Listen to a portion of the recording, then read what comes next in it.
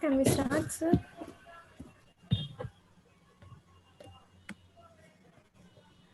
Just a minute, ma. Okay.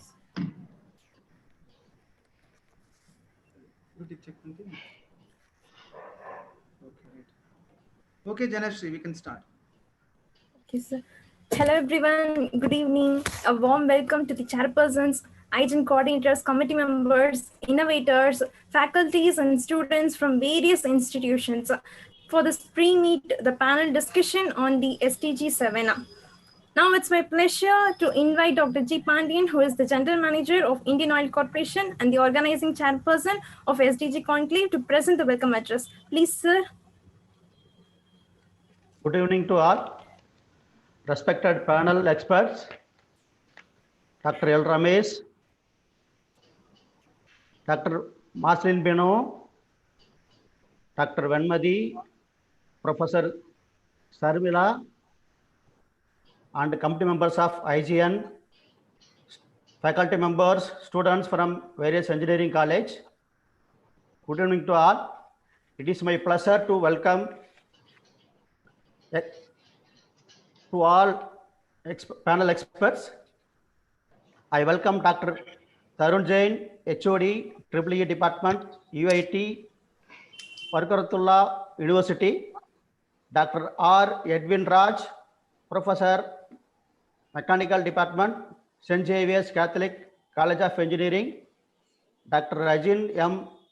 Linus, HOD, EEE Department, Sanjay Jahat University, Dr. M. Mary Linda, HOD, EEE Department, Ponchesli College of Engineering, Dr. S. Selvi, HOD, EEE Department, Panimalar Engineering College, Dr. Jayarama Pradeep, HOD, EEE St. Joseph College of Engineering. I welcome you all for this pre-event meet 1 of SDG Conclave. I would like to mention about the IGEN. The Institution of Green Engineers is called IGEN, connecting green professionals across the global, working towards the SDG and to provide solution to sustainable green world through the 9-color VGR society. The IGEN is currently working towards the program as mentioned below. IGEN Innovation Mission G999, IGEN Green9 Activities, IGEN Green Innovators Army, IGEN Pilot Activities, IGEN SDG Plan Channel, IGEN Projects. The objective of this IGEN to work towards UN Sustainable Development Goals 3, 4, 6, 7, 11, 12, 13, and 17 to be the solution provider for the government policies drafting. To develop innovative products, this leads to the provide solution to sustainability green world, to organize activities through WebGR society, to support buildings to achieve green building certifications. The vision and mission of the IGEN serve as a catalyst to connect all professionals for building a greener world, to bring together all the professional practitioners working for creating the green community, to provide sustainable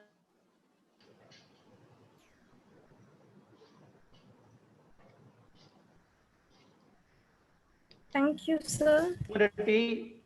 To adopt green engineering practices in their design, product, process, and system. I once again welcome panel expert for this event. Thank you. Thank you, sir. Thank you so much. Next, I request Dr. L. Ramesh, who is the Dean of Dr. MGR Educational Research Institute and the chairperson of IGEN Green9, to take over the panel discussion. Please, sir. Thank you, Janashri. And a very warm welcome all the panel members and all the participants who are watching in the YouTube. Not only the participants and our budding students community who is going to give you a wonderful session after the panel discussion. So welcome all. So today we all gather here after maybe I can recall a certain part because some 6-7 years back it was initiated in a very small movement like energy conservation activities called it is maybe that time there is a big power cut, maybe we can call it is about 6 or 7 years back. That time it was we initiated why can't we go for some kind of group, we can connect some groups and connect together and form and do some societal contribution work. That is what the spark which initiated and concluded the name called Green 9. And in the Green 9 we have a concept of club which will be inaugurated in a particular institution, and the club members will be trained for energy conservation activities, and that club members, maybe it is students plus faculty, they will do the energy conservation activities nearby villages. Maybe it may be energy audit for residential house, or it may be a energy conservation for a village. So this is what the part our club are doing. I'm happy to part that Dr. MGR started the first club, MGR Green 9 NSAVE club, and we have now 21 energy saving clubs are there in Tamil Nadu, Andhra, Kerala, Karnataka. Okay, when this travel come together to form a institution called the Institution of Green Engineers. So the people in the board across the globe, we have a secretary from general secretary from Canada and joint secretary from Australia and some people from Sri Lanka connected together here. So they had we had a discussion. Why can't only energy? We can concentrate little more on that. After that, we had a little connectivity with the United Nations organization about the SDG goals. So then we collectively come together to form an organization called the Institution of Green Engineers. So under the Institution of Green Engineers, we have totally 9 sectors or 9 society that we call it as VIBGR, VIBBGGYOR. Under that VIBGR only one forum is Green 9. Under that Green 9, we all clubs are connected. So when we had last couple of meeting in our IGEN council meeting, the people had a discussion that we had a big community here now. 20 institutions are connected together, but how to integrate these 20 institutions together? Because normally when we talk about so we always together work inside our campus. A lot of work we will do come inside our campus, but integrating with other institution will be a beautiful thing, but that needed some forum. That is what the Green 9 played a major role now. Then we thought, okay, how to connect that all? Yes, it is must, because the Green 9 is totally connected with the SDG 7, SDG 13. So we thought of taking SDG 7 and 13, but SDG 7 and 13, if you take without SDG 9, it is not possible to make the possible which is happen, because SDG 9 is the innovation. So we thought of taking SDG 7, SDG 9 and 13 together under the sector of Green 9. So then we thought, okay, we connect together all the professionals, faculty members, we connect together all the student community. Then we formed named as SDG, that is the IGEN Green 9 SDG Conclave. So what is the objective for this IGEN Green 9 SDG Conclave? So we had a tagline, that is the 2 days, 16 hours, 14 partners, innovative session on SDG 7, 9 and 13. So this is the tagline. Not only the tagline, and we had a very good partners. So with these partners, we can do already some wonders are there, some kind of activities, outcomes are there in the campus. Not only that, move forward, how we can able to take it, move forward to achieve the sustainable development goal in 2030. That is what the very important. So because little I will brief about the sustainable development goal, so that it is little clear. We call it as United Nations UN SDG, that is United Nations Sustainable Development Goal. So there is a 17 goals are there, goal 1 to goal 17. Out of 17 goals, each goal will have a target, and each target there is a indicators are there. So that the respective target to be achieved by the indicator. So this is what the structured which is assigned, and this target to be achieved by 2030. So by 2030, this target will be achieved. So this is what the thing. So today we don't want to go for another discussion. Our today's discussion only on the SDG 7. SDG 7, which states that affordable and clean energy. So it is affordable and clean energy. Ensure access to affordable, reliable, sustainable, and modern energy. So how to ensure the people affordable, reliable, sustainable, and modern energy? Very tough. When we talk about connecting affordable, connecting reliable, connecting sustainable, and modern energy, to provide affordable and clean energy, it is a big task, but it is possible. Yes, how to do that? That is what the discussion. Yes, when we go in the how to do this, people already across the globe are working on that, and very lot of works are going on. There is a lot of SDG related works are going on, and the team which come out with a that is the three important target 7.1, we call it a 7.1, that is by 2030 ensure universal access to affordable, reliable, and modern energy services. In 2030 we have to ensure the universal access to affordable. It is we need to, it has to confirm that in 2030 all the people across the globe will receive affordable, reliable, and modern energy service. That is one 7.1 target. 7.2, by 2030 increase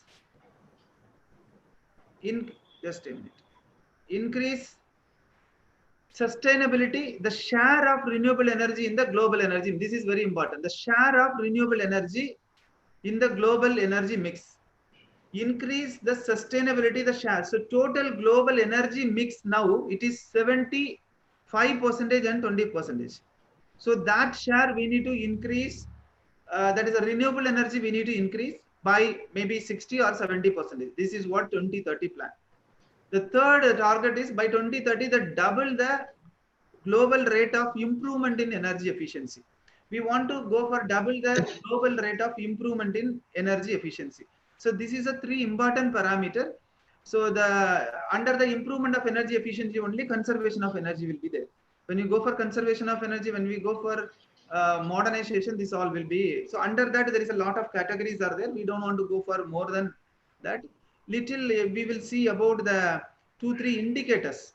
So what is the status? Last year status, 153 million people gained access to electricity annually, and 840 million still remain without electricity access. Global scenario, it is very sad. 840 million still remain without electricity. When you go for the cooking, clean cooking, 3 million people still cook by burning polluting fuels. This is the status which we need to change that. Presently, that is share of renewable energy is 17.5% only. It may be in 22% presently now. And the efficiency, which we talk about the efficiency, average it is increasing 2.3% per year. But the target to increase by 3 to 4%. So this is what some kind of status. And our Asia Pacific, we have the job market also 10.3 million employment in the renewable energy sector with 3.4 million solar PV jobs in 2017. And this SDG 7 what states that before 2030 there is a big very big market for electrical engineers.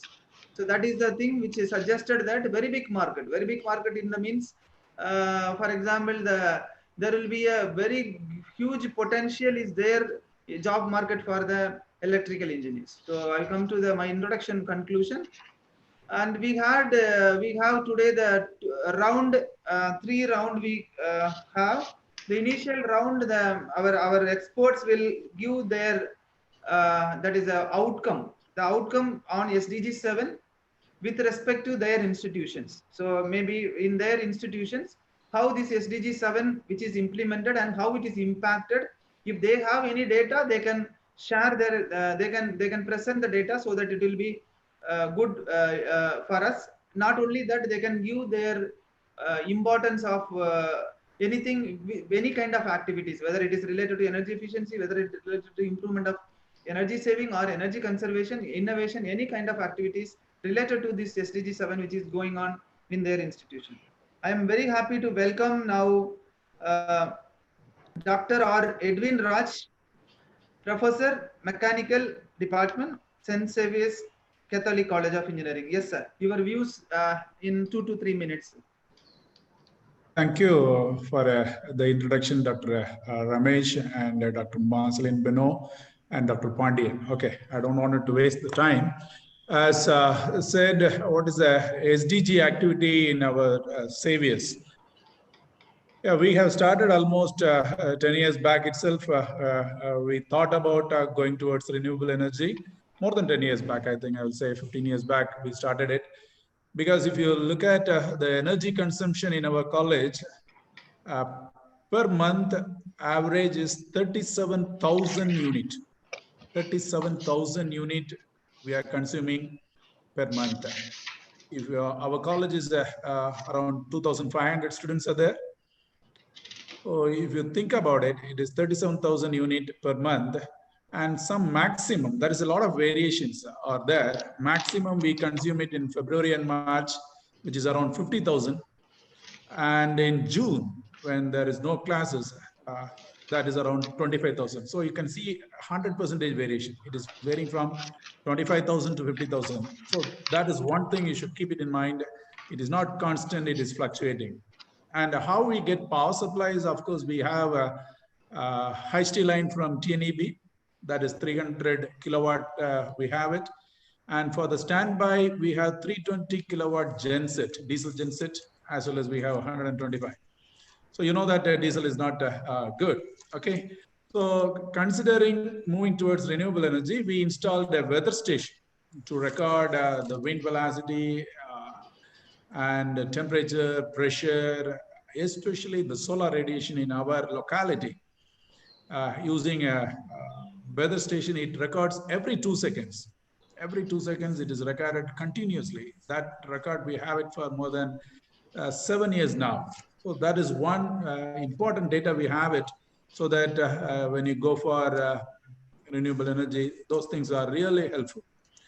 And what we have done it, when you say presently on the solar side, we have 10 kilowatt panel we have. And for study purpose, we have exclusively 1 kilowatt as well as 600 watt, two things for analysis. We have it. And we did a feasibility study for 150 kilowatt also. Okay, apart from this solar, what we started initially, that is around 15 years back, is the biogas plant. Biogas plant, we have it 2 units. One is 15 meter cube, another one is 10 meter cube. This 15 meter cube, we have it in boys hostel, and 10 meter cube, we have it in girls hostel. And the input is human excreta as well as the kitchen waste. So if you, so it is 10 meter cube and 15 meter cube. 1 meter cube approximately will give 1 cylinder per month. You can think that way. So on an average per year, we save around 300 LPG cylinder by using the human excreta as well as the kitchen waste. That is one of the good things we have done it. As we started, most of the researchers were working on renewable energy. We installed gasifiers, because it's an engineering college. You'll have a lot of wood waste, and we use that wood waste to produce syngases, which can be used for combustion. And one of the major concern is for us is the current bill per annum goes around 40 lakhs, more than 40 lakhs. Last 2018, we have paid 40.8 lakhs. So that was too high for an institution to afford. Okay, so we are prepared an estimate for 150 kilowatt with an initial investment of course, it is around 1 crores. It is there. And we can almost say 26 lakhs per annum. So this is one area. Another important research, because it is too short, I am just giving a glance about it. Later on, we can think about it. Another one area, because Dr. Ramesh was continuously using the word affordable, and affordable, comfortable housing. That is the concept of, I think I'll say, saviors. Affordable, comfortable housing. So it should not consume more energy. We cannot afford, Indians cannot afford for air conditioning system, but they should live comfortably because we are all hard workers. When we come back to home, home is a place to relax. That time, the home should be comfortable. It should be free from the high temperature getting into the room. And we have worked a lot for more than 7 years. One of the PhD is recently awarded 2 weeks back, and a lot of publications also we have done it. It is insulating the roof structures, especially the heat. Major infiltration comes from the roof, and we need to insulate it so that there is no need for air conditioning, and we need to go for as well as natural ventilation, which is very important. So that is a very interesting area. We can really work. And already Dr. Ramesh pointed out, one I wanted to just say, MNRE in India, it says renewable energy share is 23.39. That is on the basis of capacity addition. But when it comes to energy, how much it is really contributing towards energy, because you know that solar, wind and all is contributing, it is capacity factor will be around 20% when you compare with the installed capacity. So the real contribution is on the energy side is still in 10% only. That is what we can see from Central Electrical Authority of India, July 2020 status. Central Electrical Authority, it says renewable energy share is just 10%. And our per capita income, per capita consumption, in 2005, it was 631 kilowatt unit. Now it has increased to double, 1208. So we are consuming more energy, and as rightly told, we need to go for affordable and reliable without polluting and all other things. Thank you. Thank you, sir. Thank you, sir. Nice. Yes, thank you, sir. Nicely given in details about the Savior. I am very happy that the Savior doing a lot saving of the energy through the implementation of the renewable, and not only the renewable, using the that coal, that is wood, by using the wood, the bio related activities. So it is good that, but the only thing is what it is not projected is so the institutions, are a lot of institutions are doing a lot, but it is not thrown to the people. I feel that, because we know that United Nations is sustainable development. That is the reason we taken this as the major part. So what we taken now, say for example, after this panel discussion, 2 panel discussion, we can come out with one strong report. So this report we will communicate to SDG, UN SDG, and states that there is some 20-30 institutions already doing related to the active SDG goals like that. So sorry, Ramesh sir, just an interpreting. I wanted to add is basically saviors are good at research. If you look at, if you just put it in elsewhere, saviors, most of our solid publications are from wind energy, solar energy, and biogas, gasifiers. If you just type it in Science Direct, St. Saviour's, you can see simply more than 15 publications with a strong impact factor of more than 12 and all. So that area we can really contribute on the research side. Thank you, sir. Thank you so much, sir. So I am very warm to welcome Dr. Jayarama Pradeep ma'am, Professor and HOD, EEE Department, St. Joseph's College of Engineering. Welcome, ma'am. Thank you, Ramesh sir.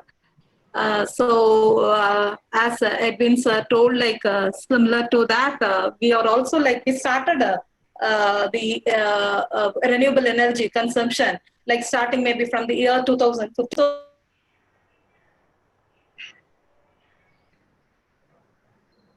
It's muted. Ma'am, you were mute. Yes, ma'am. Yeah. Oh, okay. Okay. Thank you, Ramesh sir. So we have started using renewable energy, or as you said, the affordable energy. Maybe from the year 2015 itself, we are into SDG 7.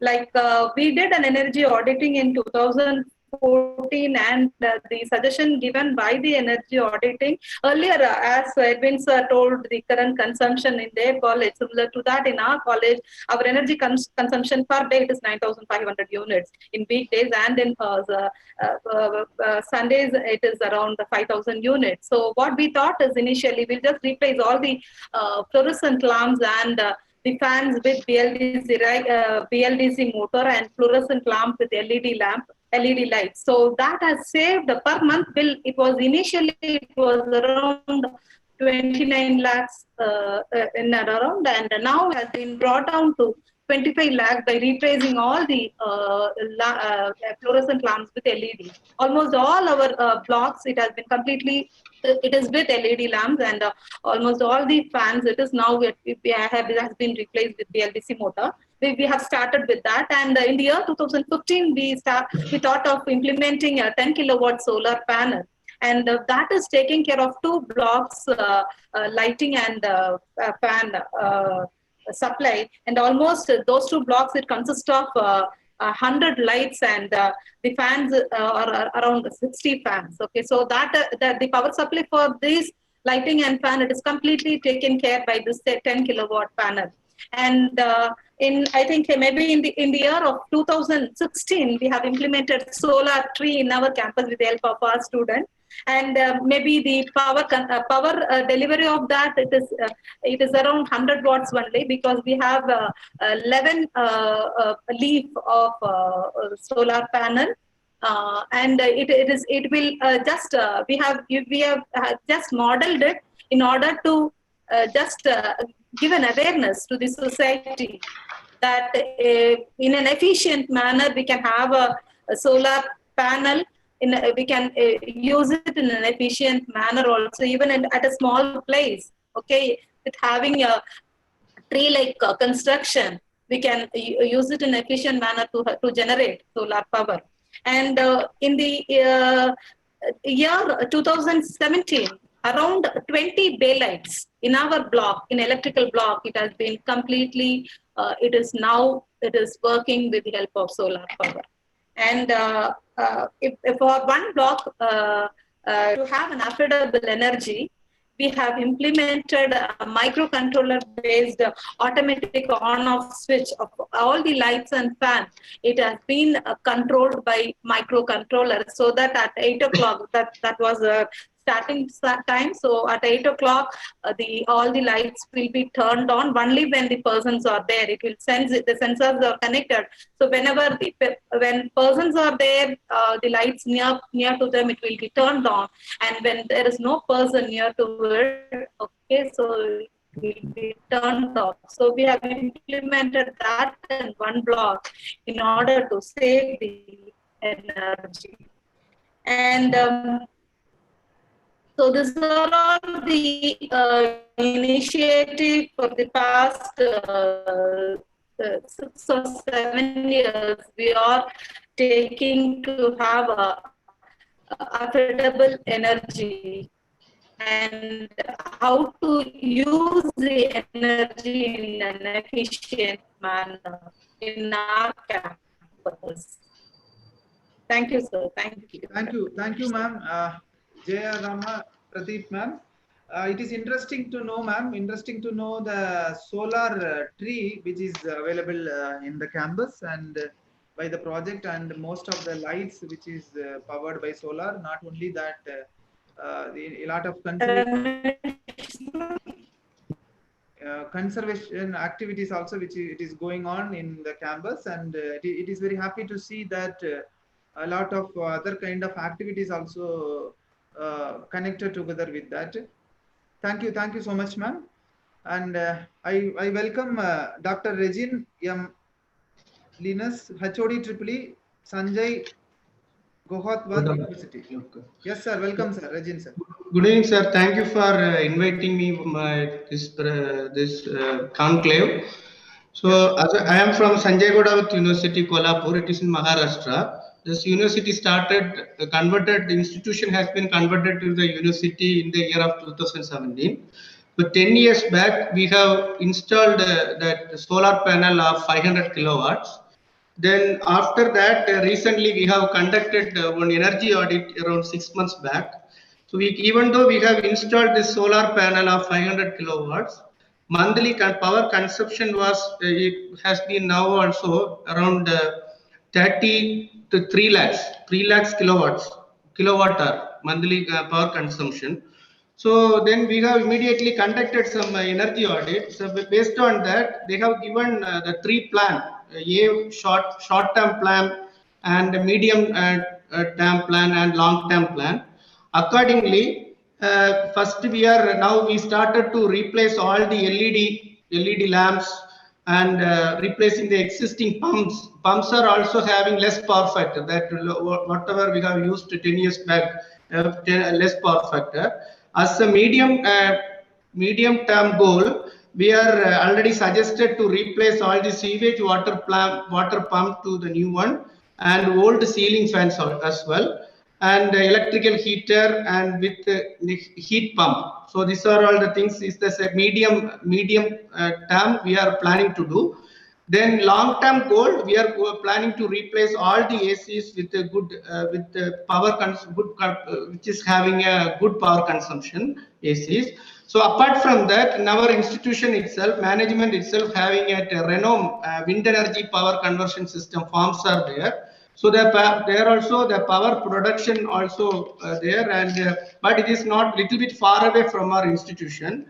Then moreover, once we started about this regarding this energy audit, we came to know that awareness of the students are very less. Most of the students are don't know about what is renewable energy. Most of the curriculum also not like related to only one last semester only they will learn wind energy, solar energy, something like that. So that is why with the consultation with the BOS members, and we have last year we have started to choose the 3 verticals, especially one vertical. The students who is interested to go for energy audit, they can go with the vertical of energy audit from the 5th semester onwards. Another vertical is renewable energy system. Under that 3 subjects they will learn, even including lab experiments also, renewable energy, which includes the wind and solar and different renewable energies. Then third one is electrical vehicle. So like that, we have split it in this 3 division as a verticals, and now students are also learning that okay, these are all the things are there, future opportunities are there. So that now the students have little bit awareness. Moreover, that as a part of the project also, we are providing related to electrical vehicle based solar energy system. Already we came to know that Mahindra company is having solar panel roof based electrical car. So like that, that awareness should be more. Then only people can move further. The young engineers can build up in that way, and they can achieve bigger thing. So due to that, maybe as like Ramesh sir said, that sustainable development goals we have to achieve 2030. Then already in the year of 2050. We are expecting that 95% of the cooking should be by our renewable energy sources.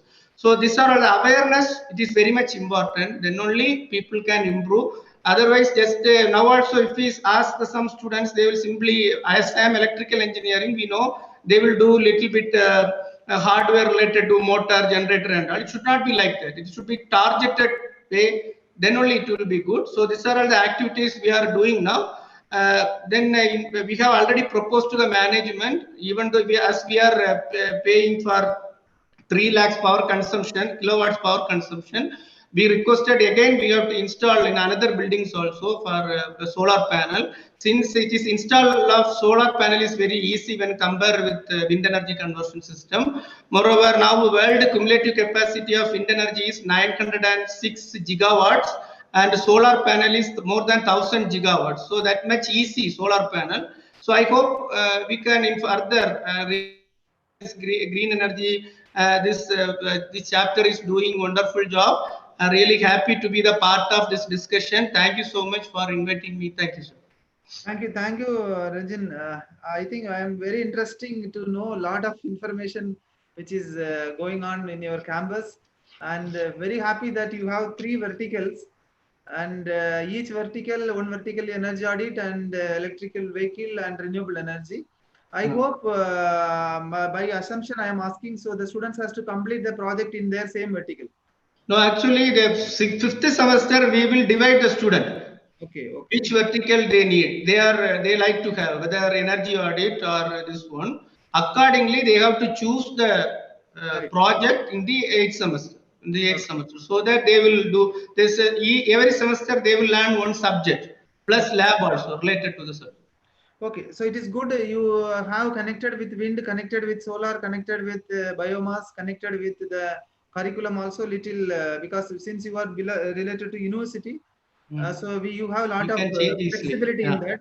Yeah, but flexibility. What Jaya Pratibha ma'am and other members little difficult to change their curriculum. I understand. That is the very big challenging part, and the new education policy given solution for that now. It is very interesting to know that new education policy in future there is no affiliation is there. Autonomous. Only the autonomous will be there. When that will be there, automatically this kind of innovative thoughts will be there. Innovative thoughts will be there. Competition will be there. Competition will be there. Success will be there. Okay. So that is what Usually, sorry for excusing interfering in between, but nowadays most of the students are only mark oriented. No. Right. So actually, now I think the new education policy also, I think it is exempted. Mark that is my CGPA should be there, something like that. Due to that, they are trying to get the marks. So better it will be good the focused way, and they can do this type of research related things. It will be good. Yes. Thank you. Thank you, and welcome Dr. M. Mary Linda, HOD EEE, Pondicherry College of Engineering. Welcome, ma'am. Thank you, sir. So a very good evening to all the panel expert members, committee members, faculty members, and students. I'm very proud to represent our college, Pondicherry College of Engineering, to highlight our institutional developments and activities through our NSAFE club. So during the year 2014, we installed hybrid solar and wind energy. We know that 90% of the growth of our country, it is representing the solar and the wind energy production only. So we have concentrated on that, and we have installed hybrid and solar and wind energy. And the capacity of it is solar, it is 18, and wind energy we have 10 two-blade system. And it is generating about 32 kilowatts. So totally we are generating 50 kilowatts, and through which we are supplying about 50 units. And the second thing is about the solar. We have an individual solar system in each block. So in 2 blocks we have installed it, and that is on grid. Whereas this hybridized system, it is off grid. And this solar system, it is on grid. 2 systems. One is about the capacity is about 20 kilowatt. Another one is about 40 kilowatt. It generates about 40 units and 80 units. And the average of our energy consumption is about minimum of 600 units to maximum of 800 units per day. So, and I'm very proud that about 1/4 of the energy which is utilized by us, it is generated by inside the campus itself. This is a statistical data which I'm presenting to you. And also we have replaced about 75% of the fluorescent lamps by this LEDs, so that the margin for this usage of electrical energy is reduced. And apart from this, now during the year 2018, we have installed one more on-grid solar system. It is ranging about 40 kilowatts. It is also generating about 90 units, and it is also an on-grid system. And third one is the automated street light controller. So inside our campus, we are using automated street light controller, and it is about 40 numbers, which produces about 150 watts with 12-volt DC bulbs. And many research works. Our research scholars, they are doing research work on this, considering this, that hybridized system as a prototype, and they are doing research on this. And they are studying about the research power quality, how to improve the power quality of this hybridized system. And also they have published many papers in elsewhere and all. And regarding this energy awareness, through our institution, we are promoting the energy awareness also to our students. First, we'll be promoting to our students, especially the first years, so that they can know about the energy conservation. And also our team members of this energy saving club, they used to motivate our students how to conserve the energy. Not only the generation is important, also conservation is very important. So our team members, our members of this energy saving club, they used to promote this to their juniors, and also they follow this. And also we used to promote this near to the nearby villages through our institution, how to conserve energy and how to utilize the energy in an efficient way. So this is all about the institution developments and the activities done through our energy saving club. Thank you, sir.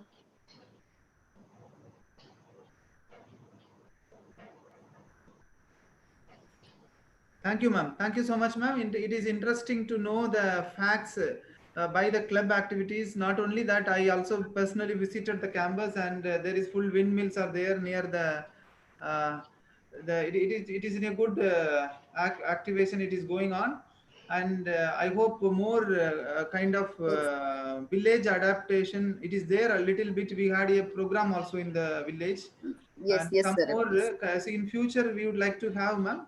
Yes, sir. Complete village will be, we have to declare energy, our NCO club to declare the particular village as the energy saving village, like that. Yes, yes, Some sir. kind of thing which we need to come out, so that it will be directly we are contributing for the energy efficiency improvement. Yes, sir. Yes, sir. Thank you, sir.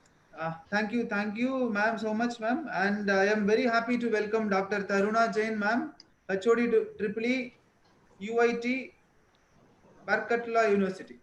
Welcome, ma'am. Very warm welcome. Thank you, sir. Good evening, Professor Pandrian, Dr. Ramesh, Dr. Beno. Officially, I am thankful to share this stage of IGEN Green9 with you all and the participants. So today, on the behalf of Institute of Barkatullah University, I would like to share with you all that this is the only engineering college under the flagship of Barkatullah University. Otherwise, in MP, all the other engineering colleges are under RGPV, that is Rajiv Gandhi Pradyogiki Vishwavidyalaya. So we are the only engineering college here in BU, and we have also taken some initiatives in regard to the renewable energy or conservation of energy this year. It is not very far, not very fast behind. This session only we have started with this renewable energy and conservation point. So starting from me, why I am into energy, I have done research in wind power. I've developed isolated wind power generation system of 10 kilowatt, and now coming to Barkatullah University, sir, under the National Solar Mission, we have targeted on the installation of solar power panels, and almost in all buildings, all rooftops of buildings, whether it is academic or administrative, solar panels are installed, and they are of around say 550 kilowatt.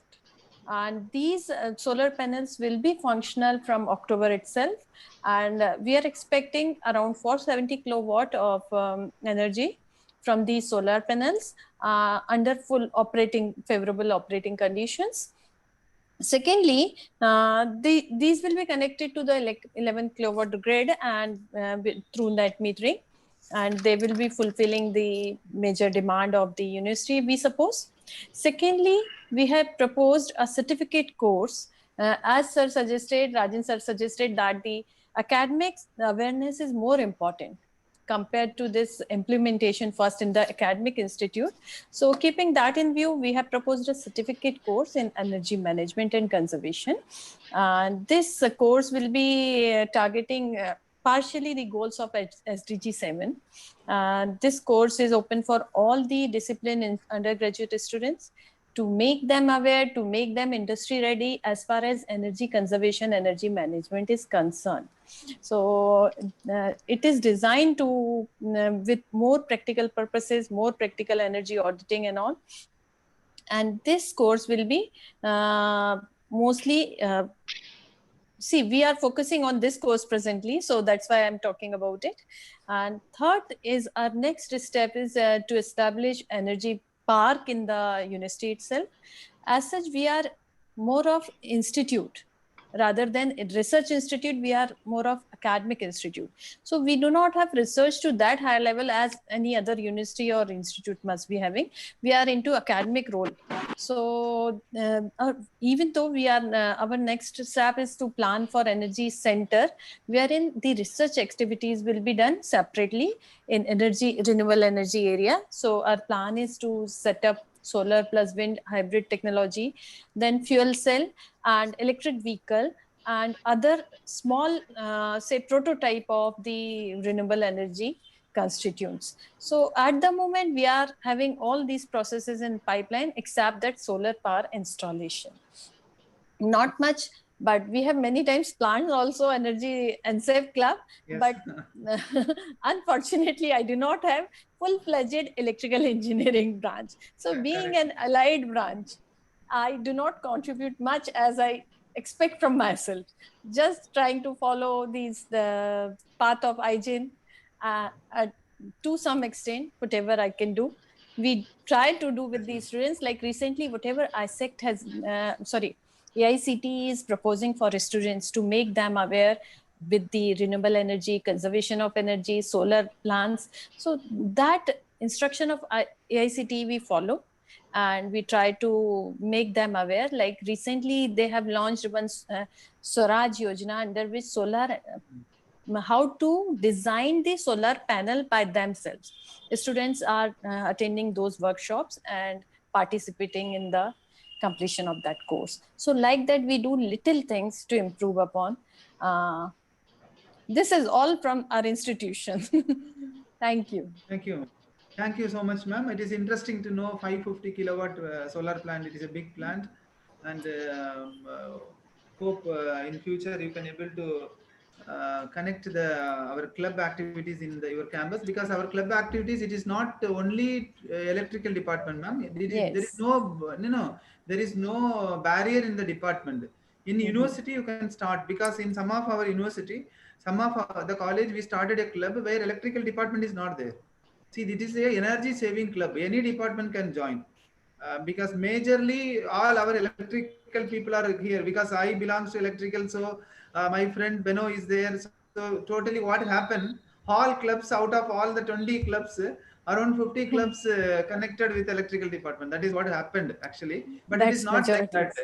But in our campus, what happened? No, we have more students in our campus in biotechnology. Biotechnology students in the energy saving club. They are doing a lot of wonders in that. So it is like that. You have to in future also, we are suggesting all the campus, all the colleges to extend our energy saving club to the whole college, not only the particular department, so that all will get benefited. Thank you, ma'am. So, and I welcome Dr. S. Selvi, ma'am, Professor and Head EEE, Panimallar Engineering College. Welcome, ma'am.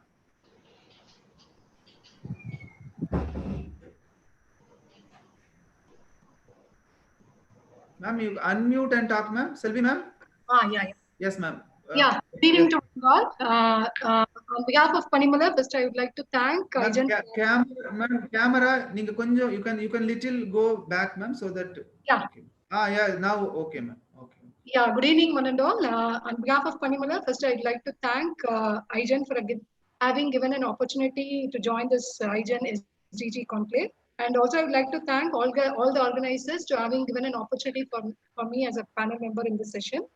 Regarding the initiatives and achievements by our institution towards green energy, we have already installed solar thermal panels for water heaters in boys and gents hostel in the college. And also we have a very huge mess. I mean, around 6,000 students are studying, and we have a sprawling campus of 120 acres. And there is also solar thermal installed for boilers in our mess actually.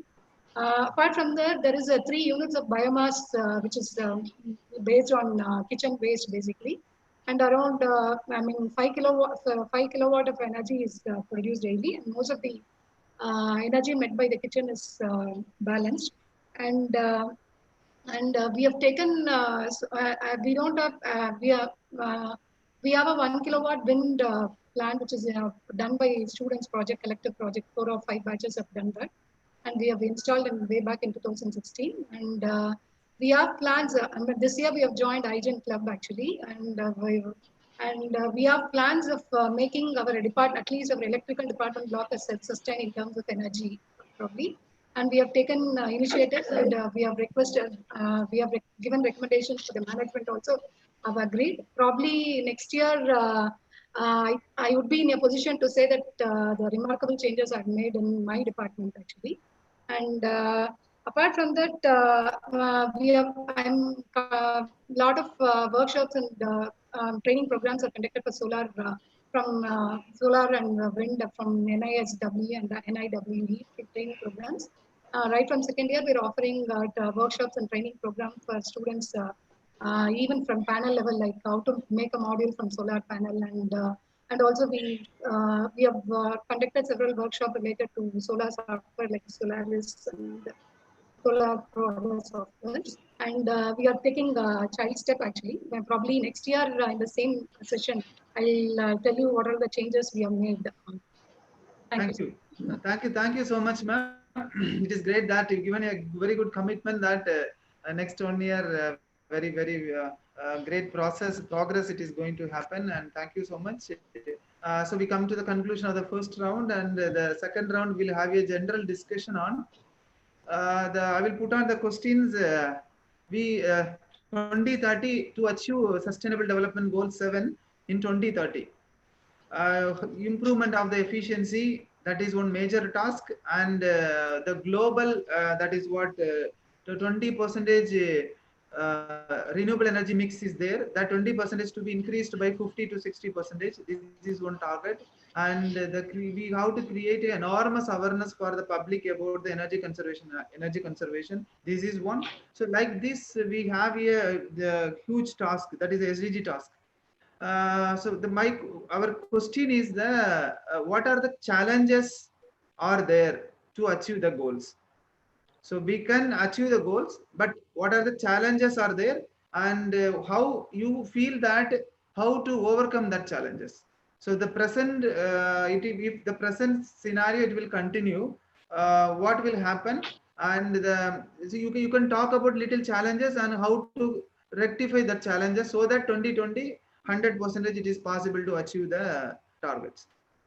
You can unmute and talk. There is no order and all that. It is like a discussion only.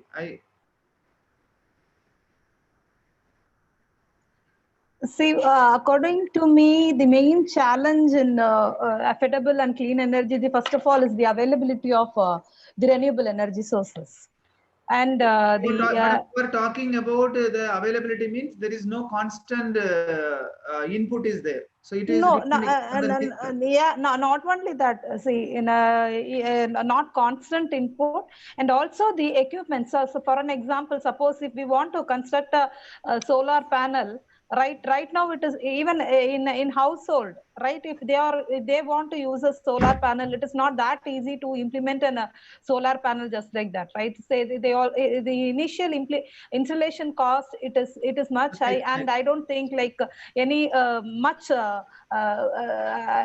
subsidy is given by the government, and the public is also not aware of not that aware about the subsidy, whatever it is given by the government, right? Yes, we got a point. The point is presently the public are not affordable for the price.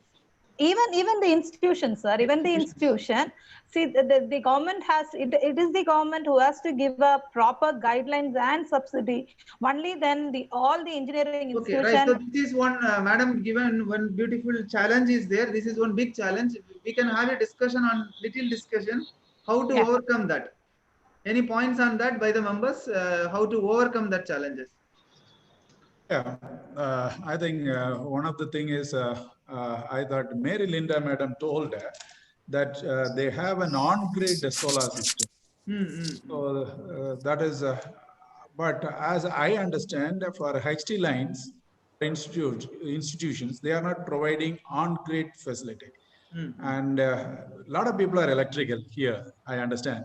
And why the demand side management of energy, the major issue comes is So far, we have come across the fluctuations of demand alone. Now the supply is fluctuating because the share of renewable energy into the grid is increasing. So that is why the government is worried how to sustain the grid, because demand is, of course, highly fluctuating. And the supply is also fluctuating because the share of renewable energy is increasing, solar, wind, and all. So the grid stability is one of the major issues they are concerned about it. That is why they have they are not entertaining this on-grid facility. You have to go for off-grid facility. So that is one challenge as technical people we need to address. So that government will also, once again, they will give on-grid facility, and because the battery storage is not there, then it becomes affordable and a lot of people can go for it. So we need to think on that part, research and give the solution further so that it will be useful for the government. That is one part.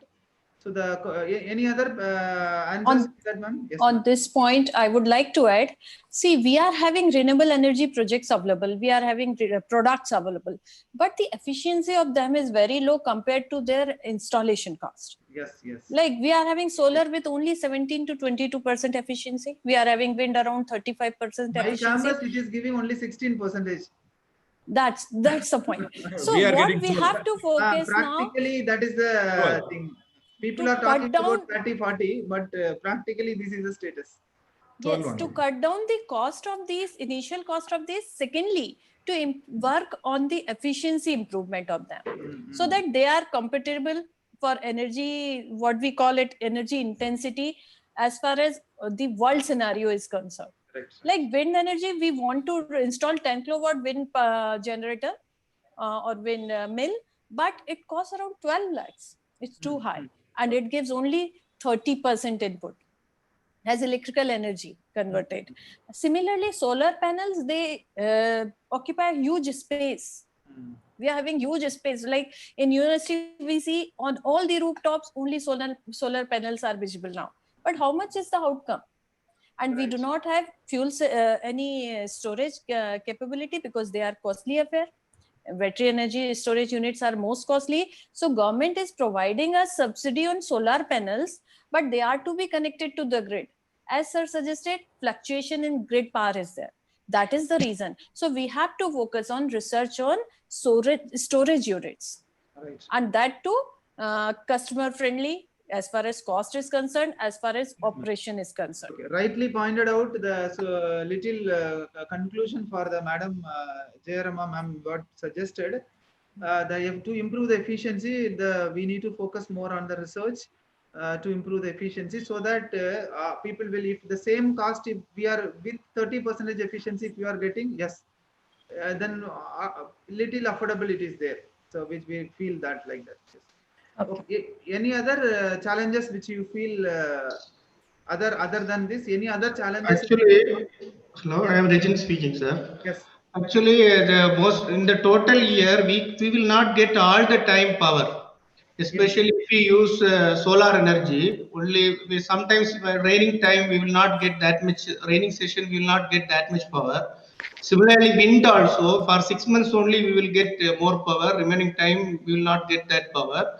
So that is why we can see in some of the institution people are using hybrid, wind and solar combinedly, so that they can get at least some power in either maybe from solar or wind. And they are connecting using one battery also for street light and street light, solar hybrid power street light. Most of the people are now I have seen some. I think, I hope in Chennai VAT also, VAT Chennai also we can see that hybrid solar power, hybrid electric street light and all. So if we use, instead of going in that bigger way for installing entirely the home or anything, we can go step by step. As like street light, maybe we can use for a solar powered bike or small powered or something like that. We can plan. I don't know how much we can utilize, but as like ma'am said, if we use solar panel alone, we need a huge space for getting a little amount of power itself, where we have a huge power. So this is also one of the issue. That is, as the season is changing, automatically the power production also less. That is also, I feel, one of the challenge. Okay. As ma'am was pointing out, hello sir, I want to add something on this actually. I think the solar penetration we can improve because basically the solar penetration is highly cost sensitive. Actually, decrease in solar cost by 50% definitely will increase solar penetration. I think by many fold actually. Actually, SDG is actually government commitment to people and planet. Actually, government policy support to promote renewable energy is essential to achieve the target. I think there should be an integrated energy planning is required from the government. So if you want to achieve the SDG goal, definitely there should be some commitment from the government to people and planet. Okay, ma'am. Yes, ma'am. Yes, ma'am. So the final, I will come to the conclusion about the innovation. I request the members to suggest one innovation on energy so that it will be the very breakthrough which you feel we don't bother about whether it is possible or not. Whatever striking in the mind, you just tell, yes, sir, this is my idea. If you implemented that, yes, that will be the breakthrough, and 2030, yes, it is possible. So that kind of innovations which I am looking from you. Sir, as like I said just before, that instead of using that street light, instead of getting the power from the grid, we can use solar and wind combinedly hybrid. I think cost is very less. I don't have that much idea about how much cost will be. So that can be possible. Okay. Then I feel I am thinking that way. Last time also I was thinking, why can't we go this way and all? Then I feel another one idea. If we can go the toll gate and all, toll gate, we can all the time the vehicles are moving in the toll gate. So why can't we get that there's a pump, we can place one pump, something like that. There we can make it one rotor inside. So as the vehicle is moving, no, that time. So we can vehicle is moving automatically. Also we can get the power. I don't know what are the problem of civil side and all. As like you said, just I am saying my suggestion. Some people will get the idea. Correct. So I feel I pointed out like that only because don't bother about what will happen. Let me come out so that only the innovation will come. After that, we will thought that then how to rectify that. Yes, thank you. Then one more thing, sir. Another one. Nowadays, we can see solar-powered car. We can see. I already told you, Mahindra car.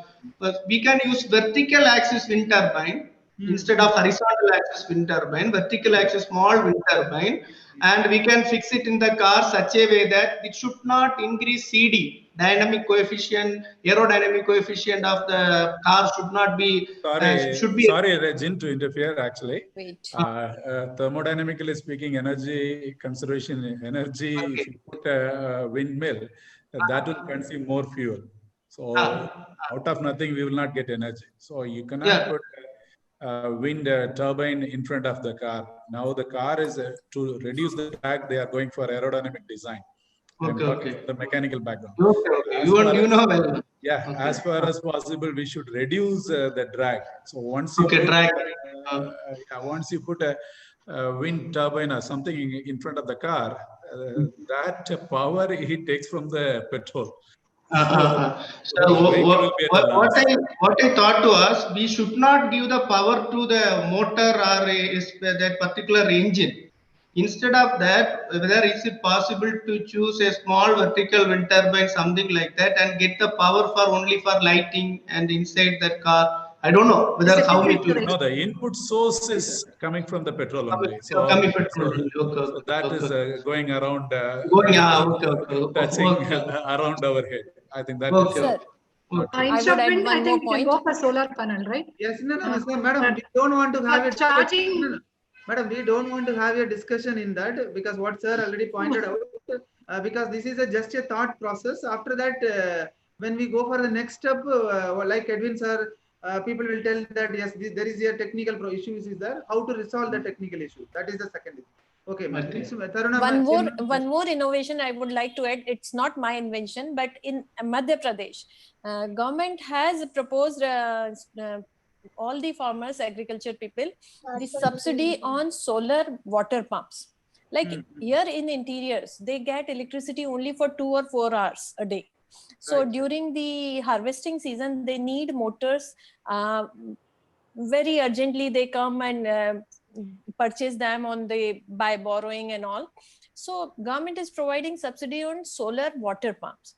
And I find it very useful for the farmers, because as we talk about affordable energy, what the purpose of SDG 7, it is fulfilled by such type of innovations which are providing Right. energy, electrical energy, to these people who are really in need, and they produce crops for the whole population. So that innovation is what attracted me the most this season, is That is solar a water promotion, pumps. madam. That is Sir, promotion. they are providing. They No, are providing. promote. We need to promote solar pump. That is very important, as you are telling. We need to do Yes, that. sir. Thank Thank you. Thank you, ma'am. Thank you, ma'am. Yes, ma'am. Sir, regarding this solar panel, Yes, ma'am. actually, throughout the year, most of the days, that is around 300 days, it is sunny. So what we can do is we can give awareness to each and every house. They'll be using one light for maximum hours.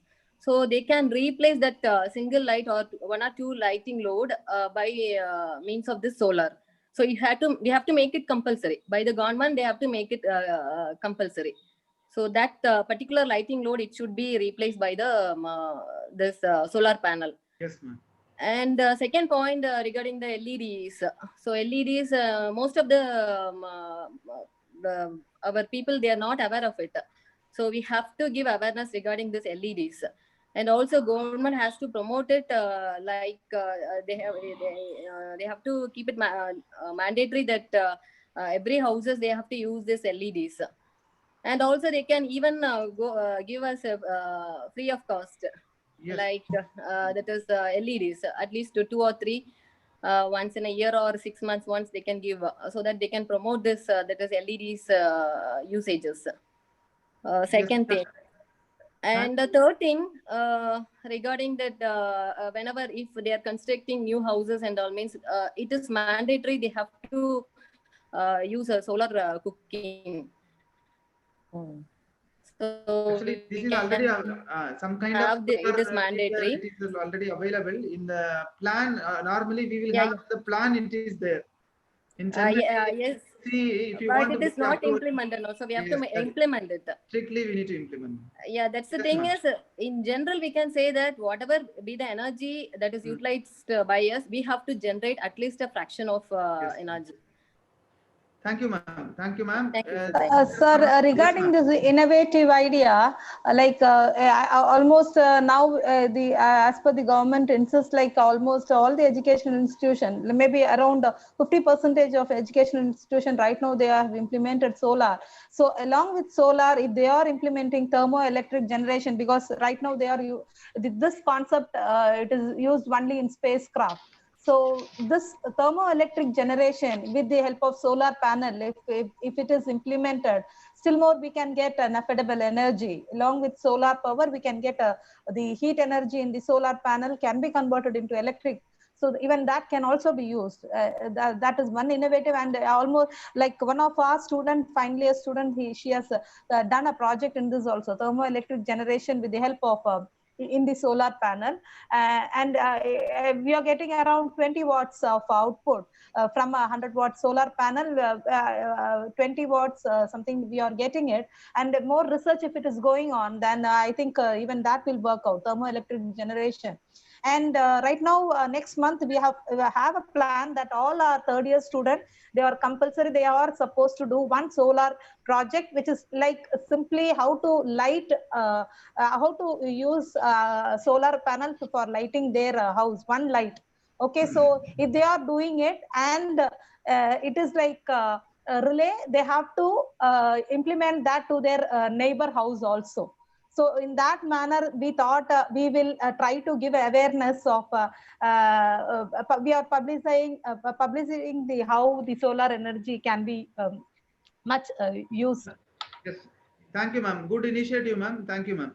Edwin, sir, your innovative idea, so that we'll come to the conclusions. Yeah, one, because a lot of people talked about a lot of things, but one area to promote which is easily possible is most of the houses have inverter. So they have a battery inverter. And why not? For inverter, they should not take it current from EB. Why not they take it from solar? That is very easy because there is no need to invest for inverters. There is no need to invest for storage. Just the panel is enough. So that will we can promote, and that will help a lot for the consumers. Thank you, sir. Thank you so much. And I hope within some 5 minutes, lot of innovative ideas are there. And IGEN is working on innovation, which I will just put on the IGEN members' views. The idea is the residential houses 25% of the energy to be generated by a generator, which is going to come in future, maybe within a year or 2 years. And that generator will give the 24-hour supply, whatever the situation. If it is a flood is there, if it is any kind of natural disaster is there, this generator will give the supply for a house to run all the electronic devices, including TV, fridge, that is a DC fan, DC mixie, plus lights, and a part of pumping motors. So once this kind of things is resolved, and this generator is get ready with a 5,000 rupees. 5,000 rupees, this is a generator. That is the idea for IGEN. And the 25% of all the residential houses, energy will be by them. So this generator will have 10 input and 1 output. So this 10 input, all are the research of the IGEN. Maybe one example I will tell: solar. So solar, which we are talking about the efficiency, and our efficiency of the solar will be more than when compared with any other in the world. This is what the idea which we thought. The idea is looking good if you feel, but it is very tough to implement, because we come out with the conclusion that all the 10 input there must be a research. All 10 input will be a 10 research output combined together and form a generator, self-sustainable generator, which will be maybe we feel very uncomfortable when there is a 10 days power is not there when the 2015 flood. Like that, it is a very pathetic situation. That is, to resolve that, we are coming out with a solution. Maybe 1 year or 2 years, we will have a beautiful solution from the IGEN. And thank you so much for all the panelists. It was very nice to have a 1 hour 10 minutes discussion, and a lot of outcomes are here today. That is what the thing. Normally people will have, normally panel discussion will be like that. You can do like this, you can see, this is what the discussion. But today's our discussion is it in a different manner, stating that yes, we did our institution, this is the result. Our institution, this is what the thing. This is what actually our country also needed. And I hope we are going in the right path, but we need lot of another improvement. We are lagging in lot of other parts, because yesterday I had discussion with one person. What he is very he told that, sir, our government stopped all the imports from China. Now solar panels are not coming. Last 2-3 months we are struggling with that. Our government is telling to manufacture. Where I will go to manufacture as a small industry like that kind of thing. But it will be a good decision, but in future there is a lot of manufacturing hub will be there in the solar, so that we can be a self-sustainable that. So thank you so much for all the panelists in a short period of time connected together and providing the very beautiful information. Thanking all. So Thank over you. to the moderators, over to the Janashri. Thank you. Thank you, Ramesh sir. Thank you for Thank you. coordinating such a kind of Thank meeting. Thank you. So that Thank you, Ramesh sir and Beno sir, for inviting me. Thank you, sir. Thank you for the participants also. Good evening, all. I really happy to meet all the experts in the short meeting, in the pre-meet of SDG Conclave. On behalf of IGEN, Institution of Green Engineers, and Green9 SDG Club, I take opportunity to thank all the experts from the moderator, Dr. L. Ramesh, experts, Dr. Edwin Raj from St. Xavier's Catholic College of Engineering, Dr. Taruna Jain, Dr. Jayarama Pradeep, Dr. Regina M. Linus, Dr. Selvi, and Dr. Mary Linda. So thank you very much to all the panel members, experts. Thank you for your good contribution. Definitely all the students and participants will get benefited. Once again, thank you so much. Now we'll continue the student session. Thank you all. Sir, can you give me one minute time to say one thing? Okay. Actually, I have created one channel for sharing electrical vehicle regarding the knowledge and all. So just I am sharing to that chat box. If anyone interested, just let them to go through and make it use of it. Can you share it in our sir? Can you share it in our YouTube channel also in the chat box if you? Okay, sure. I will share. Okay, thank you. Because we have a lot of people are watching in there, so that. Okay. You share it in the chat box also, so we will also. Okay. Thank you. Thank you, Janashri. You can switch on the video and talk. We can leave, sir. Yes, sir. We can. Okay, thank you. Janashri, switch on the video and talk.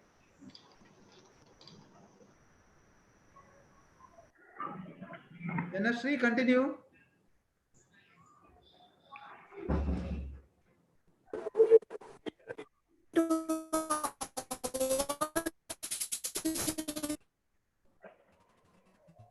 I think her network is weak, sir. You can go ahead.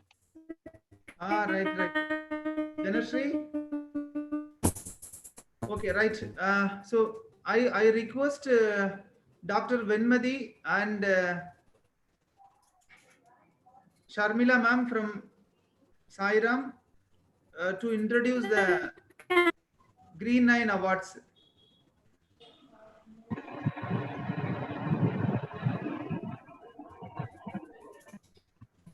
Thank you, sir. Good evening, everyone. It gives me immense pleasure to brief about IGEN Green 9 Awards 2020. As we all know that the Institution of Green Engineers is working towards sustainable development goals to achieve better and more sustainable future for all. Also, IGEN Green 9 has been serving the community for over 8 years in the field of energy efficiency research and energy conservation activities. In a short span of a time, it has nurtured and nourished to spread its wings to more than 20 NSAFE clubs in colleges and schools across the nation.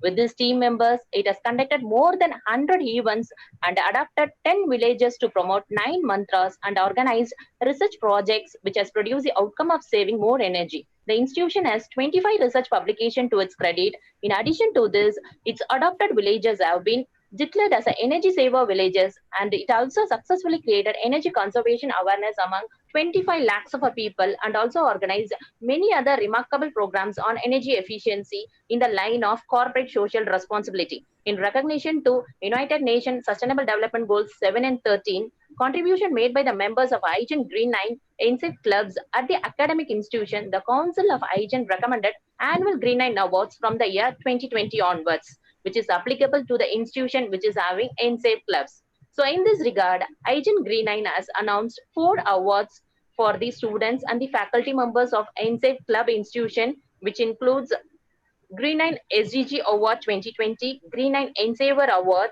Green 9 Premier NSAFE Club Award 2020, and Green 9 NSAFE Best Faculty Advisor Award 2020. In addition to this, 3 more awards will be awarded on the day of program of IGEN Green 9 SDG Conclave, that is, which is going to be held on October 2nd and 3rd.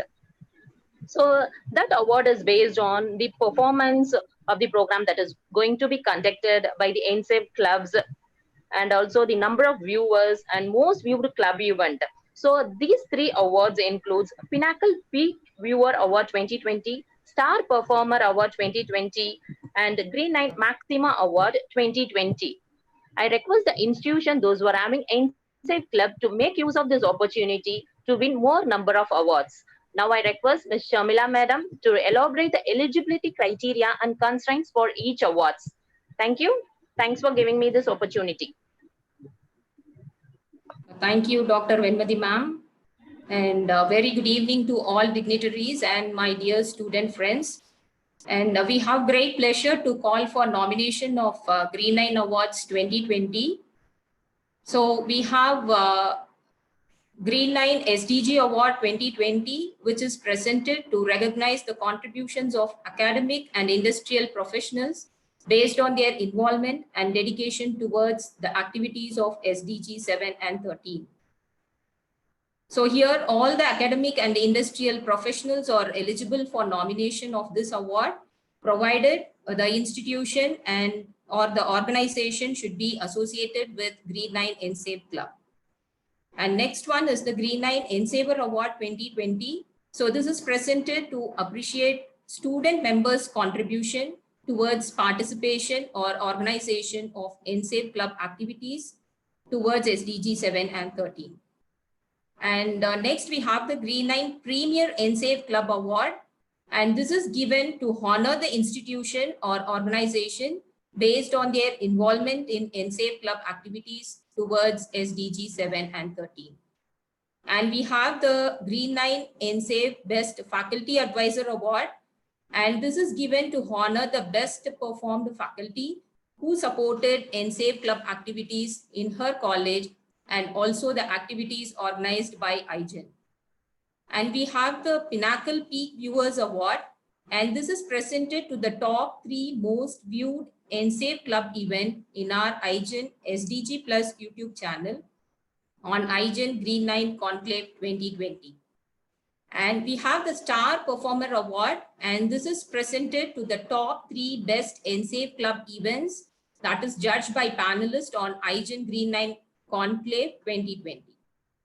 And we have Green 9 Maximo Award 2020, which is presented to top 3 winners based on total viewers in IGEN SDG Plus YouTube channel on IGEN Green 9 Conclave 2020. So interested eligible participants, you can download the respective award application and you can communicate to igen.awards@gmail.com with all required details. So these applications will be reviewed by the panel of experts and the winners will be felicitated during the valedictory of IGEN Green 9 SDG Conclave 2020, which is to be held on 3rd October at 4 p.m. So for any queries, you can communicate to us and you can also visit our IGEN website. So our best wishes to all who are to be nominated for this award, and let's see who is going to take up with more awards. Thank you. Thank you all. Thank you, ma'am. And I invite IGEN engineer Selva Kumar. Selva?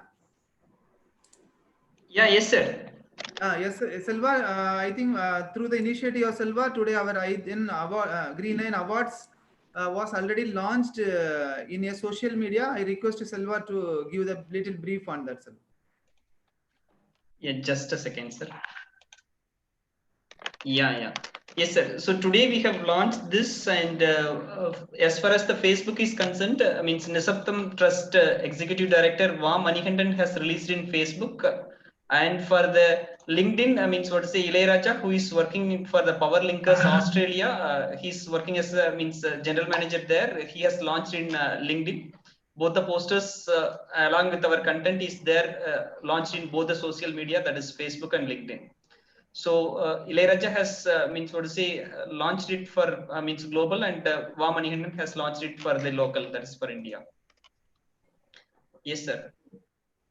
Thank you, Selva, for the initiative. And so maybe week from tomorrow we will Selva, you have the poster. You can share this so that people will be able to know. Just give a second, sir. I will share it. Yes, sir. Go ahead. I will share it. Yeah. You will share. Before that, I will talk so that so it is very happy that the first time we are introducing the Green 9 Awards.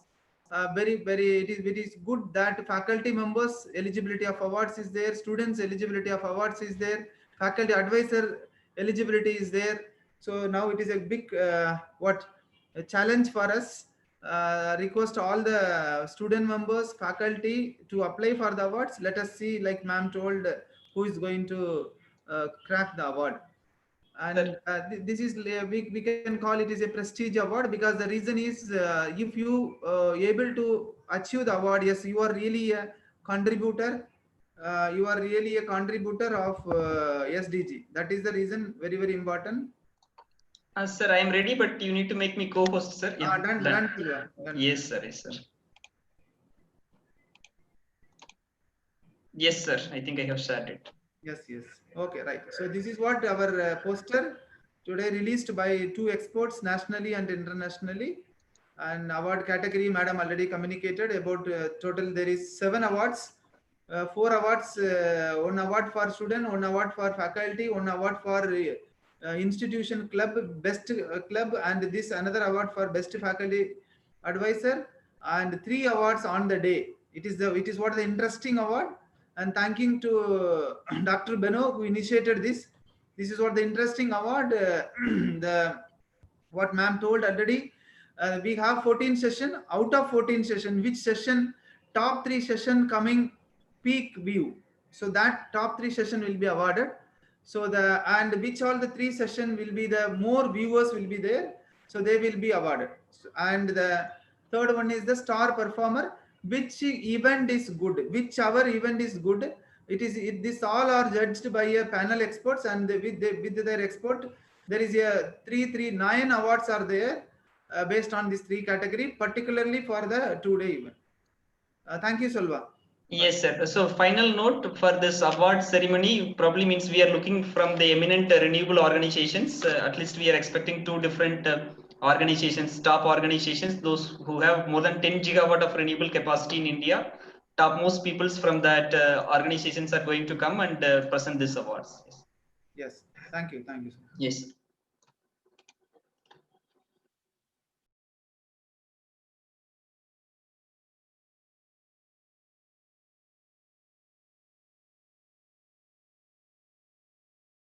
Sir, I think you have muted Ramesh, sir. Okay, Janashri, you can continue. Janashri, unmute and talk. Sir. Yes. Now I call upon Mr. Mohammed, sir, from KPR Institute to take over the students' events. Please, sir.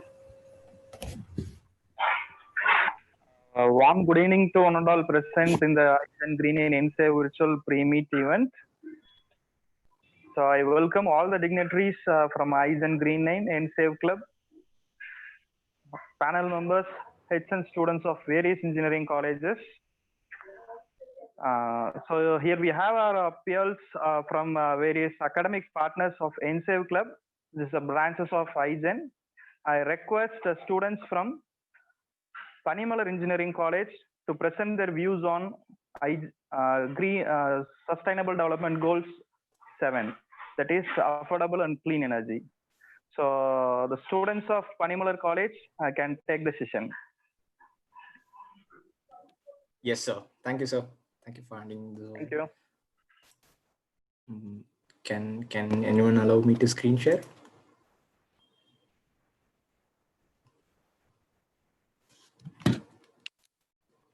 Sorry, sir. Can anyone give me host? Ramesh, sir, you have to do, sir. You're the host now. Ramesh, sir, make Arvind co-host, sir. Ramesh, sir.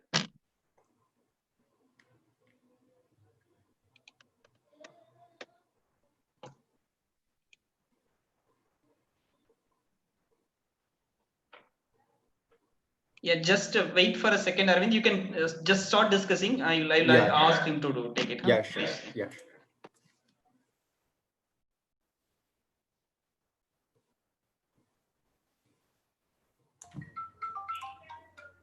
Beno pandran.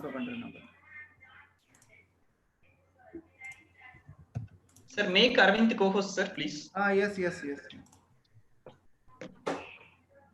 Yes, Arvind, you can present. Yes, Arvind. Yes, sir. Thank you, sir.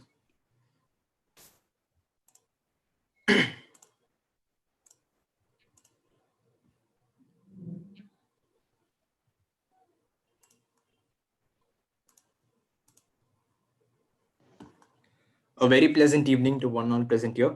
I hope everyone is safe at home in this time of a global pandemic. My name is Arvind Ravindran, and I'm doing my electrical and electronics engineering in Panimalar Engineering College. And I'm here today to talk about the looming energy crisis and expanding access to clean and affordable energy. Me and my teammates are here today to talk about the present energy crisis, the role of renewable energy sources in averting the crisis, an interesting topic of a droplet-based electricity generator and a wave energy generator. Let's talk about the current situation of the energy crisis that we are undergoing right now. An energy crisis is basically any significant bottleneck in the supply of energy resources to an economy. As we live and breathe, we see the world around us crumbling under the pressure of increasing population, advancement in technology, and the ordeals it brings us to us in the form of energy shortage. Climate experts have reported to the UN that we have just over a decade to stop irreversible damage from climate change. Anything ranging from river pollution to oil spills to nuclear gas leaks to destroying of aquatic animal life is to be blamed on using non-renewable energy resources. Something that started in the late 1800s of London with the Industrial Revolution has continued well over 200 years to our present stage where it is causing climate change. This right here is deaths from climate change in the year of 2005 taken by the World Health Organization. And here we can see very clearly that India is in the range of 40 to 80 deaths per million in the year of 2005. I think this is a high time for us to realize how bad it is right now in 2020. The California fires going on right now are also caused by climate change. This is the global energy consumption of 2018 taken by the United Nations. And according to this, the fraction of non-renewable energy resources are given below. We use 27.6% of coal, 34.2% of oil, 23.4% of natural gas, 4.4% of nuclear energy, and only 10.4% of renewable energy resource. And on further breakdown, we see that we only use 65.4% of hydroelectric energy, 18.1% of wind energy, 9.4% of geothermal and biomass energy, and 7.1% of solar energy. Nearly 3 billion people in Asia, Africa, and Latin America are termed as the energy poor because they face daily hardships due to lack of modern energy. Despite their minimalistic greenhouse gas emissions, the energy poor will be disproportionately burdened by floods, droughts, rising sea levels, and other disturbances caused by climate change. I don't think the energy poor have to suffer for all the wrong that we did and have to be disproportionately punished for all the crimes that humanity caused in the wake of non-renewable energy resource. Moreover, the fact that the current human populace has to aim for a cleaner, better, healthier future is greater now than ever before. We witness the harmful effects caused by the use of such non-renewable energy resources in our everyday life. And now, this is the crux of our generation where we must switch to a cleaner, safer, and a more affordable energy resource. This is where renewable energy resources come in. Renewable energy resources are safe and they are inexhaustible. With the current technology we have, I'm sure we can make huge leaps and bounds in the area of renewable energy. And hence, me and my teammates have done our share of research, and we are here today to present you with some interesting topics. My friend Karthik Krishna will take over the explanation of the droplet energy-based generator. Yeah, good evening to one and all present here. I'm Karthik Krishna from Panimalar Engineering College. I'm going to tell you guys about a new technology where most of you haven't heard it before, the droplet-based energy generation, DEG. During the February of 2020, a research team from the City University of Hong Kong came up with a new way of generating current. Yeah, that is the droplet-based energy generation. With a FET-like structure. Actually, it's not a field effect transistor, just a FET-like structure. It allows for high energy conversion efficiency and instantaneous power density, which is 1,000 times that of counterparts without FET technology. Its instantaneous power density can reach up to 50.1 watts per meter square. I think this one is game changing because one droplet of water produces 140 voltage power, which light up to 100 LEDs. I think everyone will be very curious to know the science behind this, right? Yeah, come let's see. This device consists of an aluminum electrode and an indium tin oxide (ITO) electrode with a film of PTFE deposit on it. You can clearly observe it from the PPT. Here the PTFE is polytetrafluoroethylene, nothing but the Teflon. The PTFE and ITO electrode is responsible for the charge generation, storage, as well as the induction. The falling water droplet hits and spreads on the PTFE and ITO surface so that it naturally acts as a bridge, which connects aluminum electrode, PTFE, and ITO electrode, which makes as a closed circuit path, like a loop. With this special design, a high density of surface charge can be accumulated on PTFE. When the spreading water connects the electrode, all the stored charges on the PTFE can be fully released for generation of electric current. Thus, the instantaneous power density and energy conversion efficiencies are always higher. The research shows that drop of 100 microliters of water released from a height of 15 centimeter can give an voltage of about 140, and the power generated can light up to 100 LEDs. From the given video, you can clearly observe what's happening. The water is dropped from a certain height to gain that much of kinetic energy so that it impinges on the material. Gravity and water is the main source of renewable energy used here.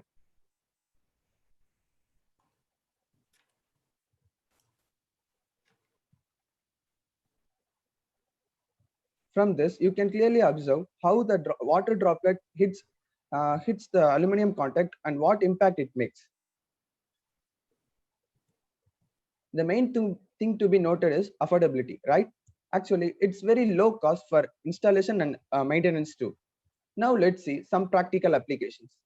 It can be used in street lights by restructuring the street lights according to the technology. It can be used in traffic light. It can be used in advertising digital boards. It would be very beneficial for the people in rural areas to light up the LEDs or to use other low power consumptional gadgets by installing this technology on the roof of the house. We know that transferring electricity to the hilly regions is little tough, right? It's not economical too. Even most of the remote and hilly areas, people aren't getting electricity. So this kind of technology will be very useful for the people, especially who are living in more rainfall areas, places like Cherrapunji, Meghalaya, Mahabaleshwar, Ambole, Pasighat, Gangtok, etc. Actually, there may be more applications we can't able to tell right now or predict either, because it's still in the developing stage. The research team tells that it would take around 5 years to complete this project. I hope this technology will be very beneficial to many people without affecting the environment. Now let's see about wave energy, which will be explained by my friend. Good evening to one and all present here. I am Harshad Sultan from Panimalar Engineering College. Now let's discuss about one of the reliable source of renewable energy, which is nothing but a wave energy. Wave energy or wave power is the transport and capture of energy by ocean waves. The energy capture obtained through wave energy generation can be used for different kinds of useful work like electricity generation, water desalination, and pumping of water. Now let's talk about history behind this. First patent for wave energy generation was happened in Paris in 1799. Another early application was made in 1910. In 1973, the Organization of Arab Petroleum Exporting Countries had decided to stop the oil exporting to other countries, which turned people to shift to natural renewable energy resources. So now let's look upon the three main types of technologies behind the wave energy generation. They are nothing but absorbers, attenuators, and oscillation water columns. Now let's look upon absorbers. Absorbers are nothing but it's a device which extracts energy from the rise and fall of the waves with the buoy. Buoy is nothing but a floater which can be seen in many ocean bodies. Once the energy is extracted using this device, it is then converted to electrical energy with a linear or rotatory generator as shown in the figure. Now let's move upon to the second electric device used for wave generation is attenuators. Attenuators capture energy and attenuators capture energy by being placed perpendicular to the length of the wave.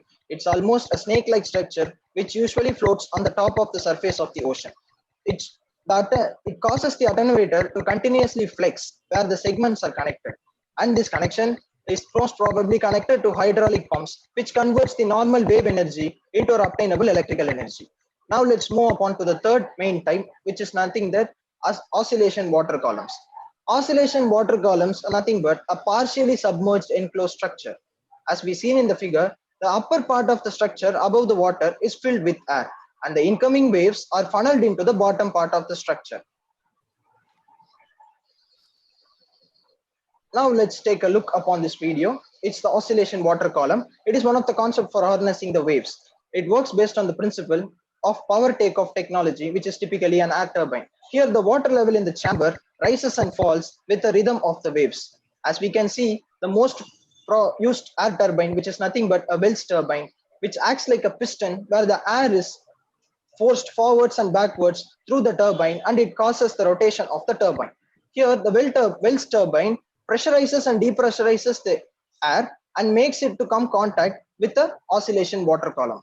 Here we're taking a close inspection, and inside the Wells turbine we can see there are comprises of so many blades which helps in pressurization and depressurization of air, and in turn it generates mechanical energy and it is converted into electrical energy by using a generator. Now the wave energy has a lot of potential, especially the ocean covers about 71% of Earth's surface.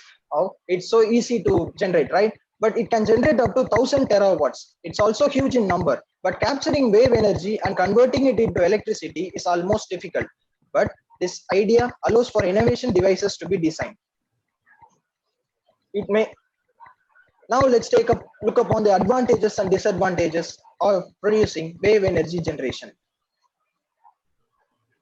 It can be easily constructible and it can be predictable, as the weather forecasts have been done before several days, and it helps in construction of wave energy generator. And now let's taking on a close look on side by side. The disadvantages is nothing but the natural forces like tsunami can abrupt the construction, as it involves high capital, high point of construction and the maintenance as well. So in future we can go upon and many countries can come forward and they can afford the capital cost to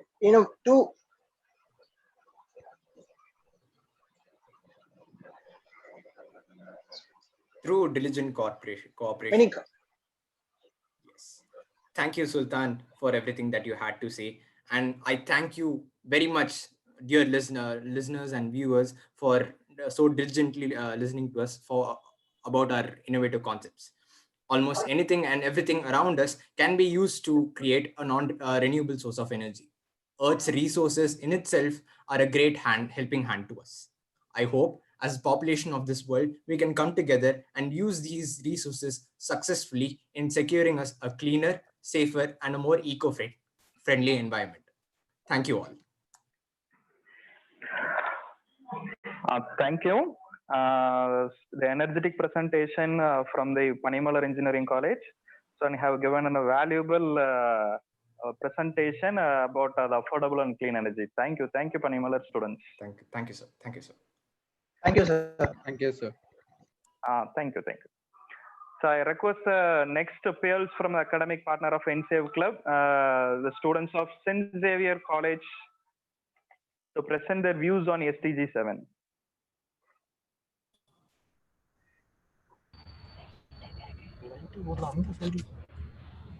Good evening to one and all. We are going to see a PPT presentation now.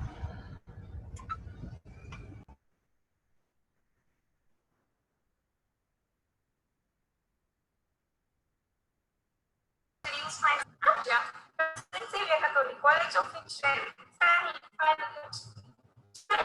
would like to share a few things about SDG 7, that is affordable and clean energy. Now,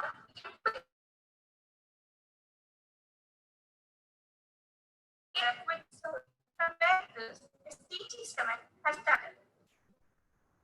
The mission is an intergovernmental organization that's main aim is to maintain international peace, security, development,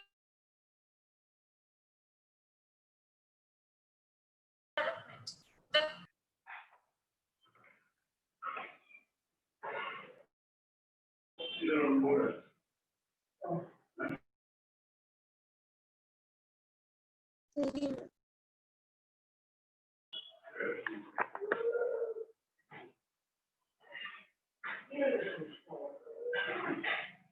St. Xavier, students of St. Xavier.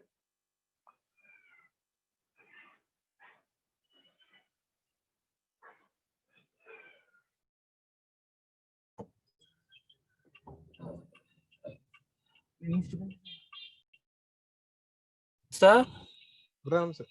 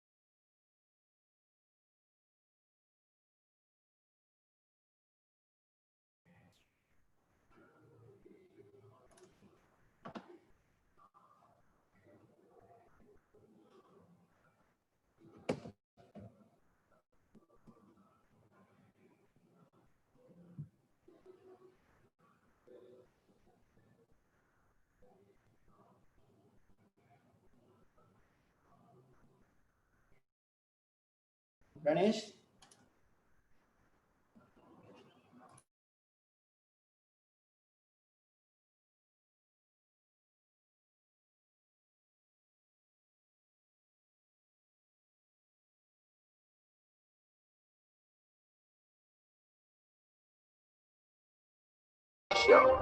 Energy from renewable resources, wind, water, solar, biomass, water,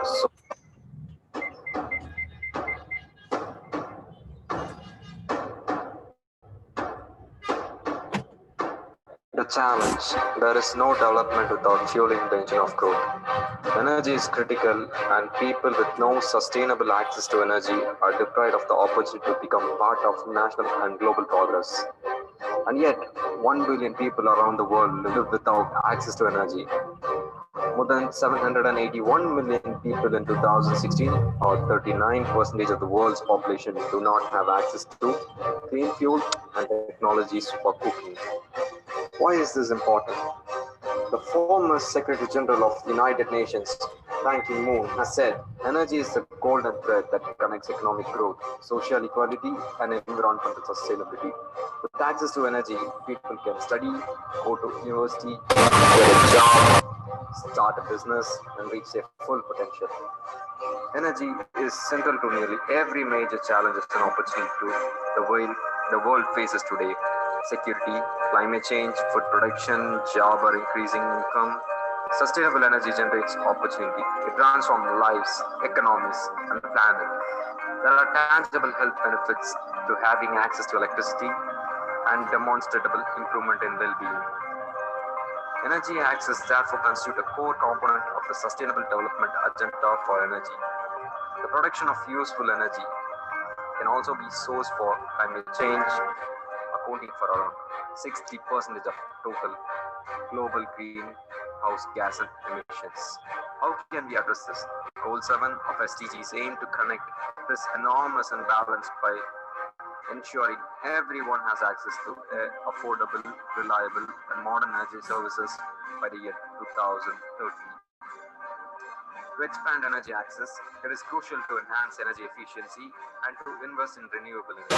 Asia has been the driver of progress in this area, expanding access at twice the rate of demographic growth. Some 2% of the increase in energy consumption from modern renewable resources between 2010 and 2021 came from developing regions, including parts of Asia. Energy from renewable resources, wind, water, solar, biomass, and geothermal energy is inexhaustible and clean. Although the solution to energy's climate crisis lies off-grid, renewable energy currently constitutes only 15% of the global energy mix. It is time for a new global partnership and sustainable energy for all. Guided by Sustainable Development Goal 7 on universally accessible, efficient, clean, and renewable energy sources and services, India and Goal 7. India is projected to be a significant contributor to the rise in global energy demand, around 1/4 of the total. However, as of 2016, more than 207 million people in India do not have access to electricity. The government's National Solar Mission is playing an important role in the work towards renewable energy and intervention in rural electrification. And new ultra-mega power projects are moving India towards achieving universal energy access. Targets for Goal 7 by 2030 ensure universal access to affordable, reliable, and modern energy services. By 2030, increase substantially the share of renewable energy in global energy mix. By 2030, double the global rate of improvement in energy efficiency. By 2030, enhance international cooperation to fast life. By 2030, expand infrastructure and upgrade technology for supplying modern and sustainable energy services for all in developing countries, in particular least developed countries, small island developing states, and landlocked developing countries, in accordance with their respective programs of support.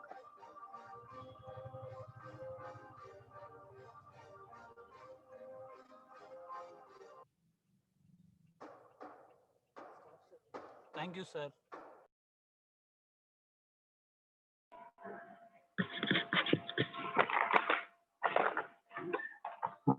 Thank you, student of St. Xavier Catholic Engineering College. So thank you for your wonderful video presentation on affordable and clean energy. So I request the next PLs from the academic partner of NSAVE Club, the students of St. Joseph Engineering College, to present their views on SDG 7.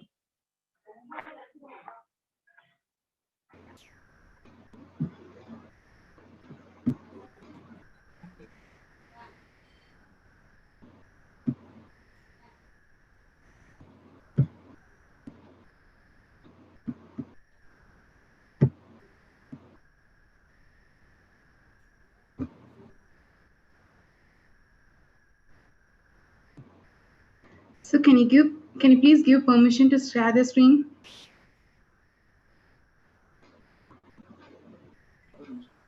Your name, ma? Andrea, sir.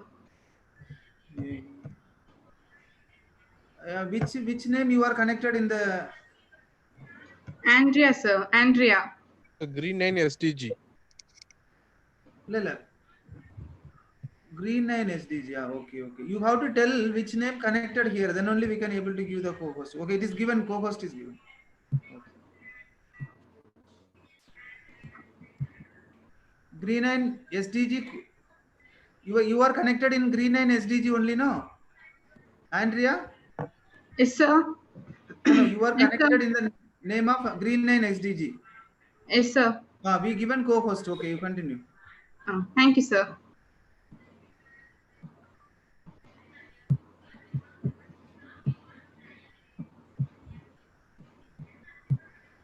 A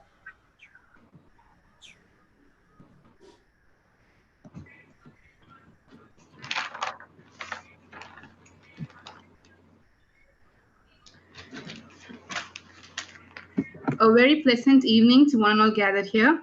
I'm Andrea. And I'm Gayatri Devi.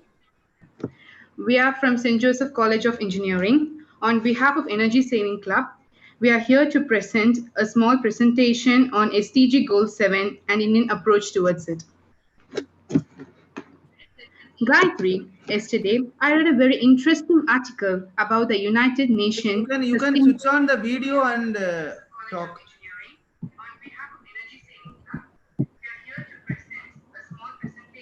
Okay, so just a minute.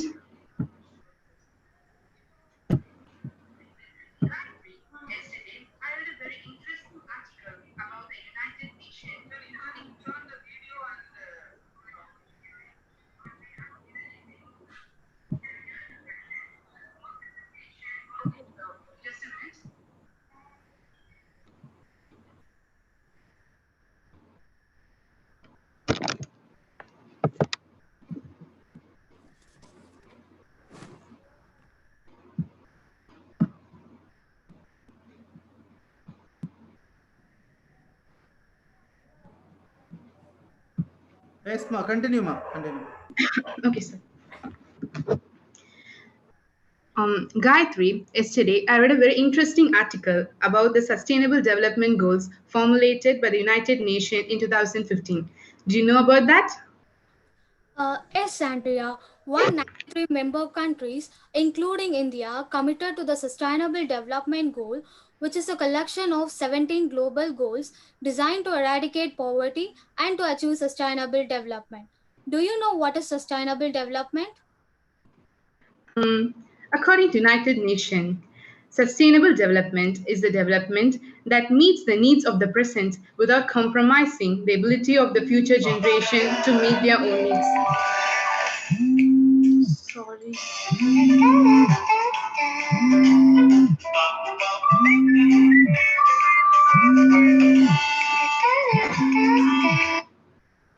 Sorry for the inconvenience.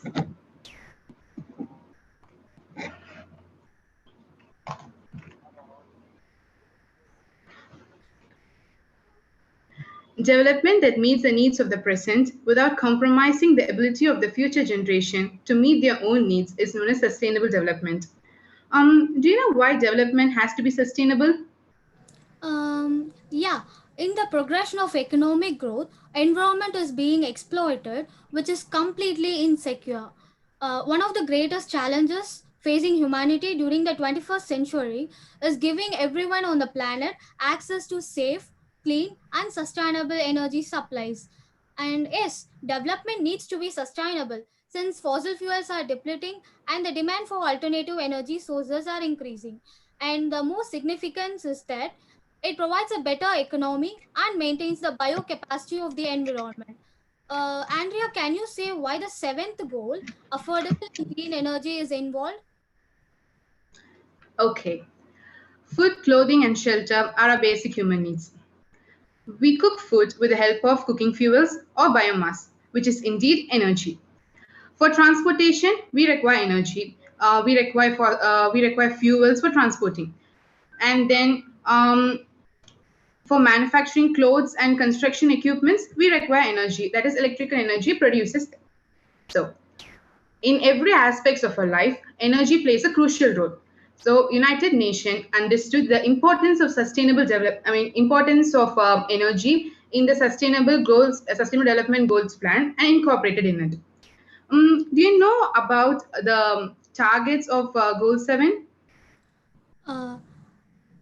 Goal 7 has the targets that are more beneficial for the environment and also the economy.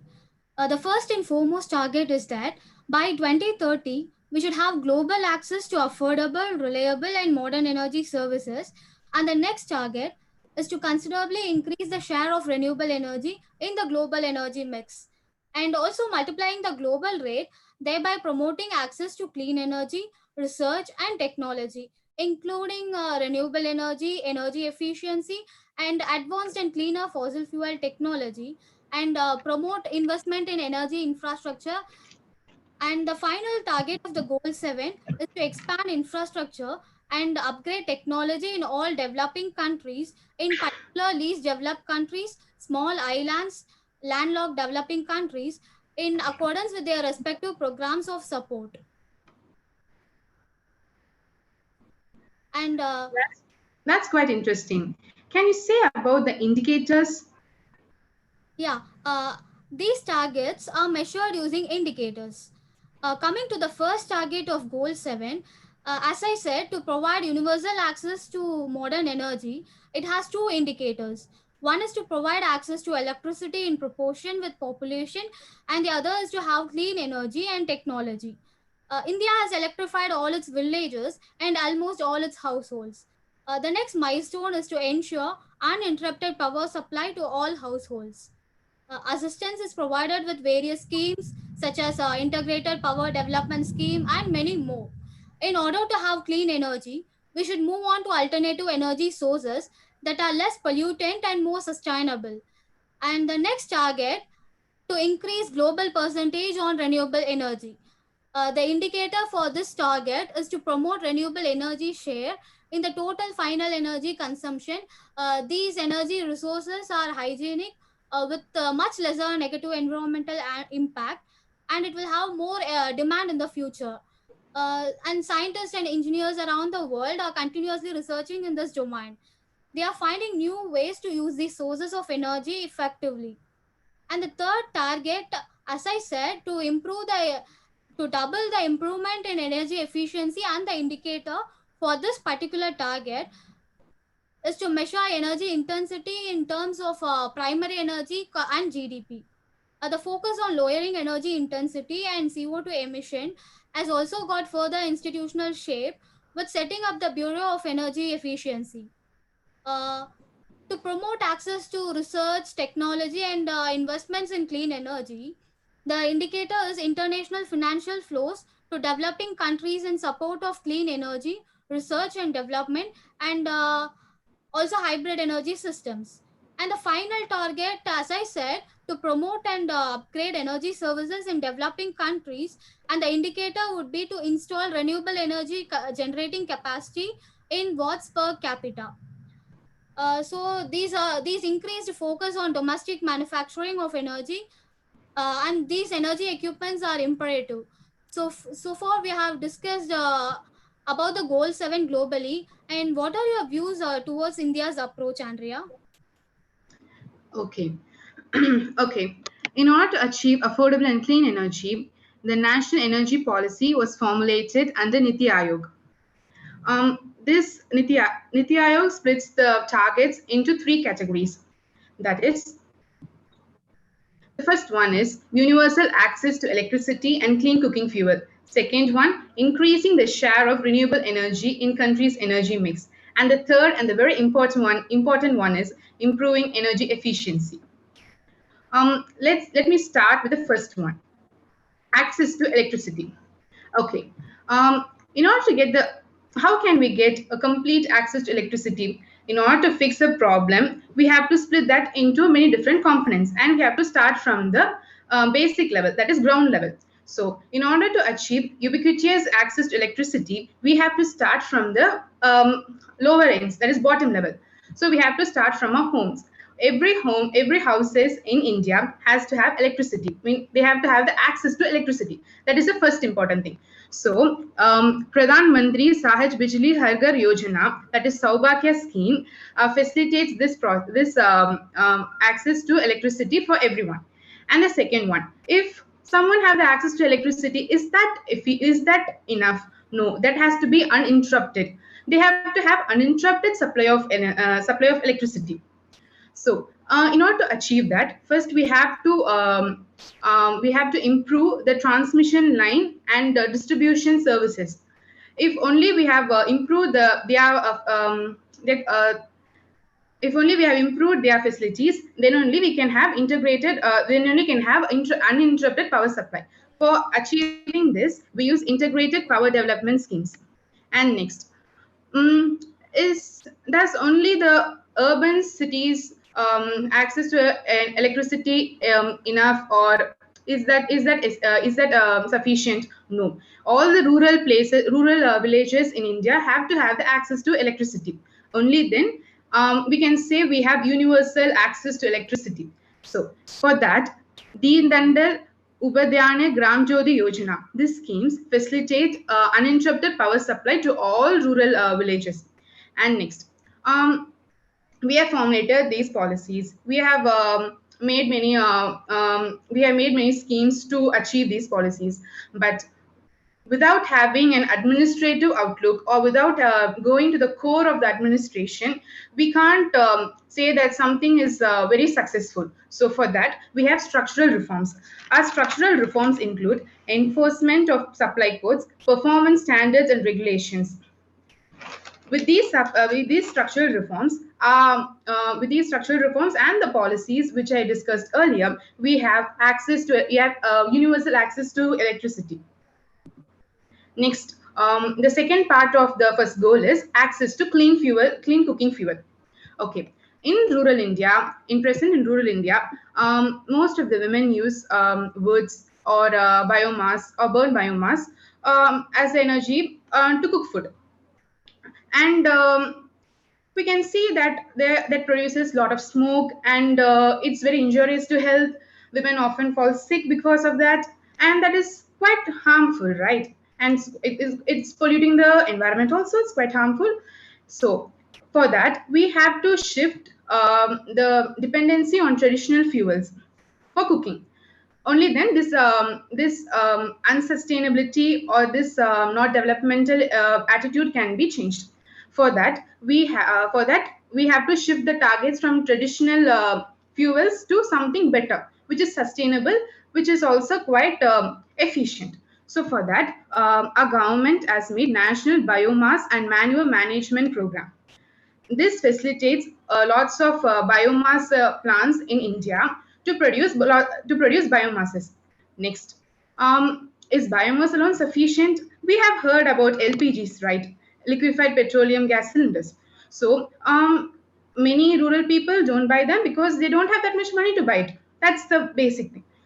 Or they are, and that's a basic thing. Okay. So first, in order to make all the rural people own LPGs, Pradhan Mantri Ujjwala Yojana, that is the lighting scheme, provides LPG subsidies for people for poorer people to buy LPGs. And the third one is governance reforms. These are the policies. The above mentioned policies are taken by the government. So government makes the policies and we have to follow it. That's okay. But something has to change. If something has to change, it has to change from us. So this government reforms includes eliminating fake, inactive, duplicate connections. That is, many owns fake gas cylinder cards. So in order to eliminate this, they made a governance reforms. And second one is voluntary surrender of subsidies. That is, many people, even though they are better off households, that is, they are above poverty line, and they are very well, sufficient, and they use these subsidies to buy LPGs. So we can voluntarily go and surrender our subsidies to the government. This includes in the government reforms. Can you explain the other two goals? The second goal is to make use of renewable energy. Renewable energy is vast, and people are in use of renewable energy resources. And when you consider India's energy transformation is evidenced by the fast increasing population in proportion with the population. And the capacity grew to 82.58 gigawatt on 31st October 2019, and which is more than doubling than 39 gigawatt on 31st March 2015. So with technological advancements in communication, people have now become aware of the demerits of fossil fuels. So renewable energy becomes the need of the hour. In pursuit of the policy objective of increasing access to at all affordable prices, renewable energy tariff in the country has significantly slumped to make it cost competitive with coal-fired generation. So this sector is comparatively new in most countries and can attract a lot of companies to invest in it. So this creates a pool of new jobs for the unemployed. This will make a substantial difference to their economies. The final and foremost goal is to achieve energy efficiency. In the residential and commercial sectors, enforcing standards and labeling has targeted the household appliances to promote energy efficiency. So, India has facilitated the establishment of Energy Conservation Act in 2001 in order to provide for efficient use of energy and its conservation. And another act called National Mission for Enhanced Energy Efficiency. It is one of the 8 missions under the National Plan for climate change taken by the Indian government to promote the market for energy efficiency by fostering innovative policies and effective market instruments. Next, the Bureau of Energy Efficiency. Its main objectives would be to promote a policy recommendation and direction to national energy conservation activities to leverage multilateral, bilateral, and even private sector supports, and to establish systems and procedures to verify and monitor energy efficiency improvements. As you said, Pradhan Mantri Ujjwala Yojana also been a major factor for approach towards renewable energy. Then the Energy Conservation Building Code, whose purpose is to provide minimum requirements for energy efficient design and construction of buildings and their systems. So what are the challenges faced by the Goal 7? Can you explain those, Andrea? Yes, of course. Okay. We are facing an increase in the total power energy demand by 63% by the year 2030. So if the demand increases, then people will go to the people will more rely on the uses of coal. That is unsustainable energy. That is non-renewable energy, and it is unsustainable too. So this is the first challenge. And the second challenge is capacity constraints. We have a lack of sufficient human resources, capabilities, and funds, which is also a second constraint.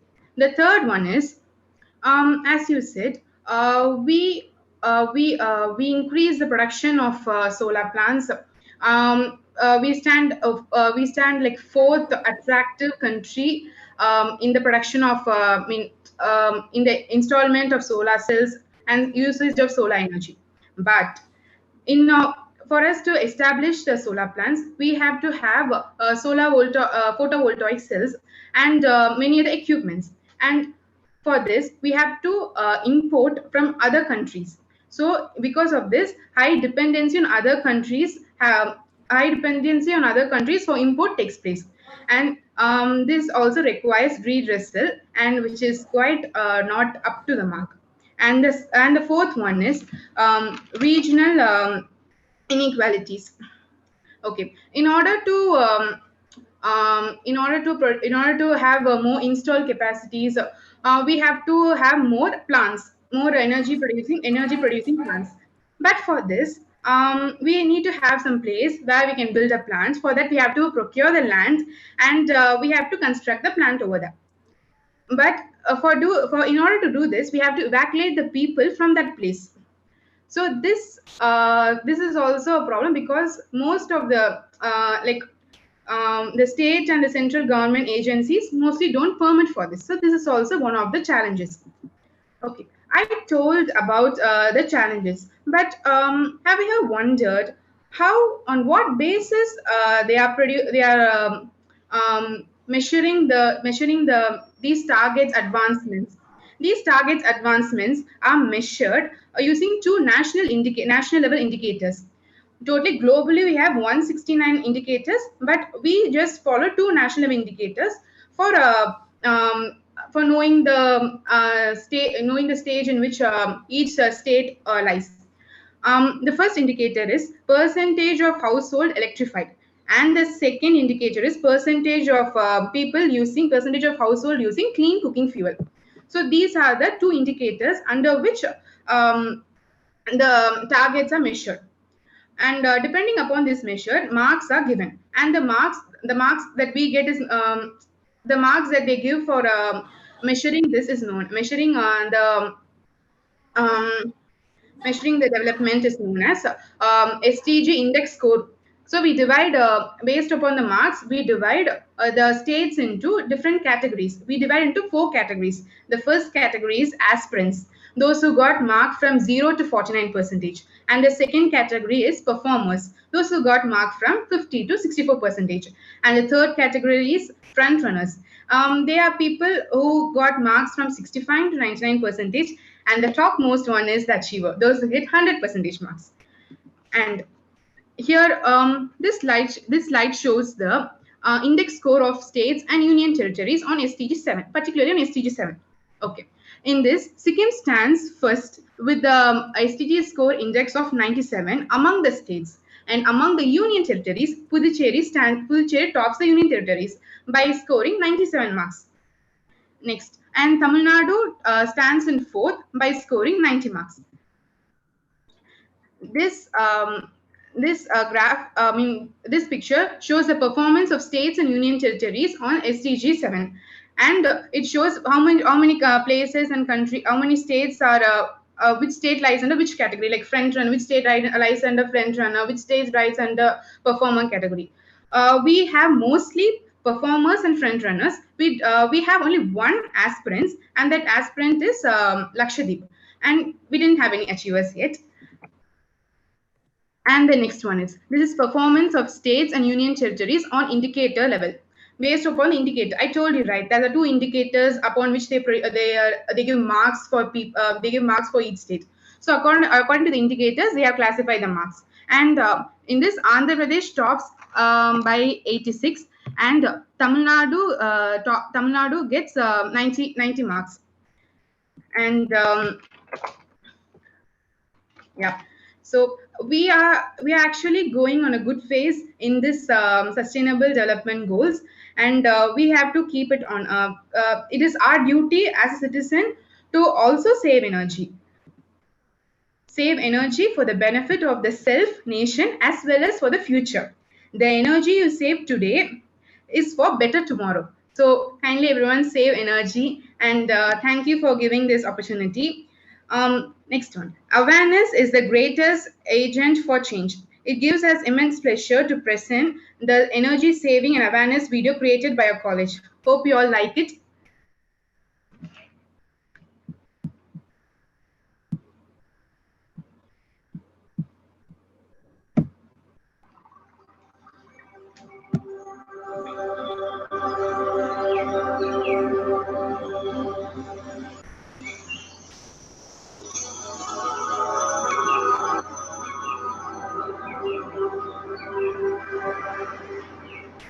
Andre can't able to view the video.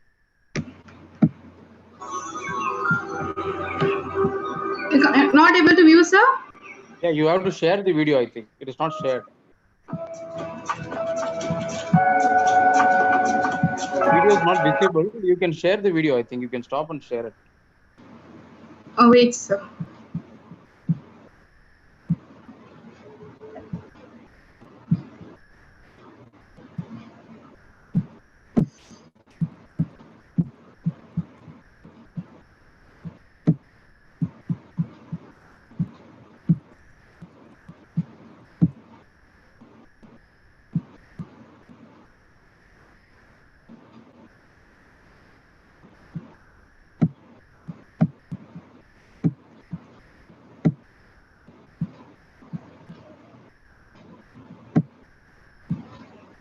Hey, what your name, ma?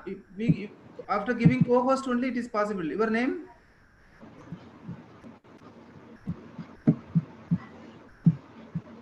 St. Joseph. Green 9 SDG, sir. Okay, then I think already given. No, you can share it so that. Yes, sir. Yes, sir. Wait. Sir.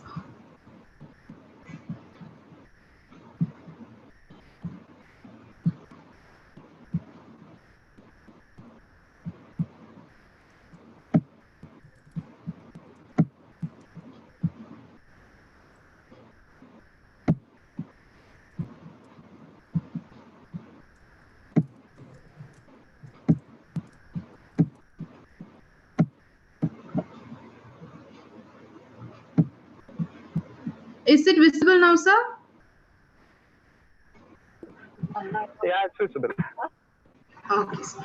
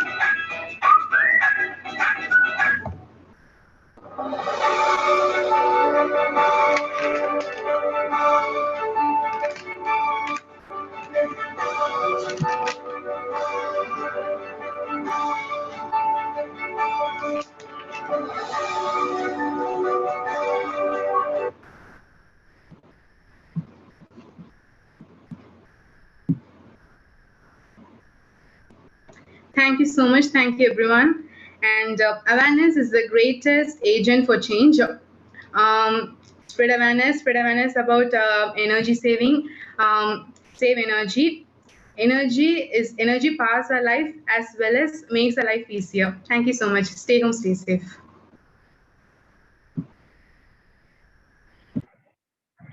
Thank you. It's a wonderful presentation from Gayatri and then Andrea. So definitely, so we can achieve the goal SDG 7 by 2030. So wonderful presentation. Thank you, thank you. So next presentation by Punjabi College. So start your presentation on SDG 7. Thank you. Good evening, sir. Sir, can you make Afisha M and Jose Abhishek as co-host for sharing slides and video presentation? Your name Jose? Huh? Yes, sir. Jose Abhishek and Afisha M. Mohammed sir, Mohammed, next time you will collect all this information initially, Mohammed, so that it is easy. Without disturbance, it will go. Excuse me, sir. Actually, first the Afisa is going to present the paper presentation. Sivakumara, let's see. Another Yes, one person co-host Sivakumara. No, sir. First, actually, Afisa and Joseph Abhishek, 2 members. Afisha M, sir. Yeah. The Jose I given. Another one. Afisha M, sir. Spelling. AFISHA. ASHAF. No. Which name it is there in Zoom? Afisa, sir. AFISH. Right. Okay, given. Okay.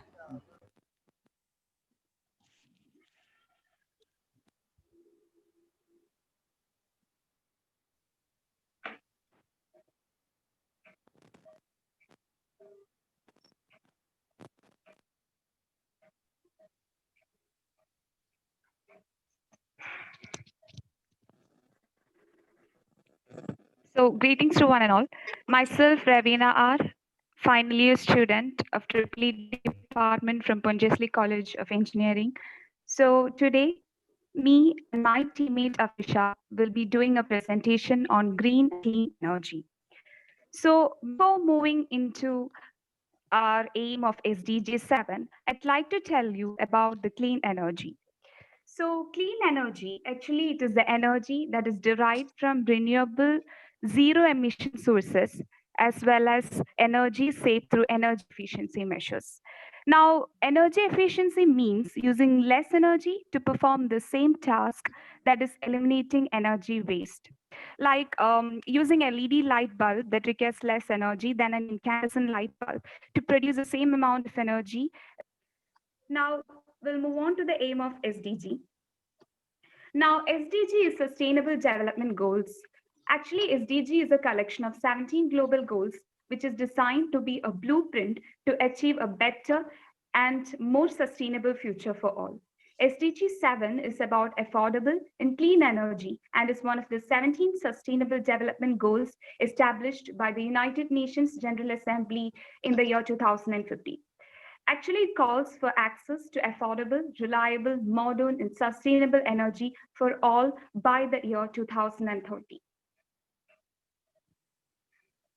It is necessary to increase the energy efficiency and investment in renewable energy to expand energy access. As per the survey between 2010 and 2012, Asia is seen to have accepted the modern renewable sources. It has 72% increase in the renewable energy consumption. Energy from renewable sources like wind, water, solar, biomass, geothermal energy is inexhaustible and clean. Renewable energy does not emit greenhouse gases in energy generation process, making them the cleanest, most viable solution to prevent environmental degradation. Inexhaustible. This makes them an essential element in a sustainable energy system that allows development today without risking that of future generation. The demand for electricity goes on increasing every year. So as the population increases, the demand for cheap energy sources will increase. The demand for cheap energy sources will increase. The increasing use of fossil fuels contribute to the emission of greenhouse gases.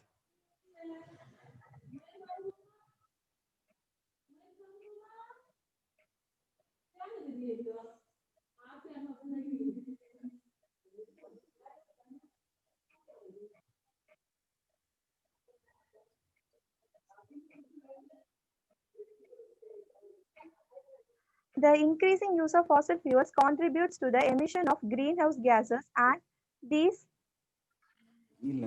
emission is set to create changes in the climatic system. Now, we'll have a look about the facts and figures. Out of that, the first one is 1 in 7 people lack electricity. Now, reliable and affordable access to electricity saves and improves life. But it is believed that 1 in 7 people still lacks electricity, and most of them live in rural areas of the developing world.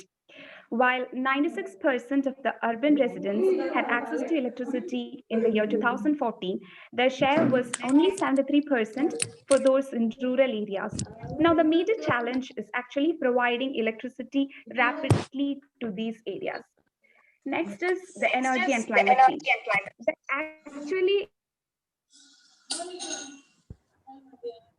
Energy is the main contributor to climate change. It produces 60% of the greenhouse gas. Greenhouse gas emissions can be reduced by making power on site with renewable and climate friendly energy sources. Moving on to the next slide, reduction in electricity consumption by 14%. More efficient energy standards could reduce building and industry electricity consumption by 14%. Pollution and unhealthy fuels. More than 40% of the world's population, that is 3 billion, rely on polluting and unhealthy fuels for cooking. When fossil fuels like coal are burned, they release sulfur dioxide. Sulfur dioxide causes eye irritation, worsens asthma, increases susceptibility to respiratory infections, and impact the cardiovascular systems. Renewable sources. As of 2015, more than 20% of power was generated through renewable sources. So looking at the positives of renewable sources, renewable energy would not run out. Maintenance requirements are low. Renewable energy saves money. Renewable energy has numerous health and environmental benefits. Renewable energy lowers reliance on foreign energy sources, higher upfront cost, intermittency, storage capability. The renewable energy sector employed a record of 10.3 million people in 2017. The annual SDG 7 focuses progress on actually 4 key energy targets. The first one is to ensure that everybody has access to electricity, better and clean cooking with less pollutions. Target 2 is to increase the investment in renewable energy sector. The third target is to bring better methods towards increasing energy efficiency. Target 4 is to invite furthermore countries to collaborate to work towards clean and renewable energy future. Thus, we wind up our presentation. Thank you. First 1 hour வந்து staff discussion, அதுக்கப்புறம் வந்து student presentation video. ஆமா, இப்போ எங்க college students பண்ணிட்டு இருக்காங்க. மொத்தம் இன்னைக்கு 6 காலேஜ் பண்ணாங்க. எக்ஸாம்லாம் எப்படி தெரியுமா? அது எனக்கு தெரியலையே. ஆமா, அது கேஸ் போட்டுருக்காங்க உங்களுக்கு. Sir Sivakumar sir, sir sir, your voice is coming here. Thank you for the presentation. It's a wonderful presentation from all 4 engineering colleges towards Sustainable Development Goal 7. So thank you on and all. We didn't finish our video presentation, sir. Okay, sir, no issues.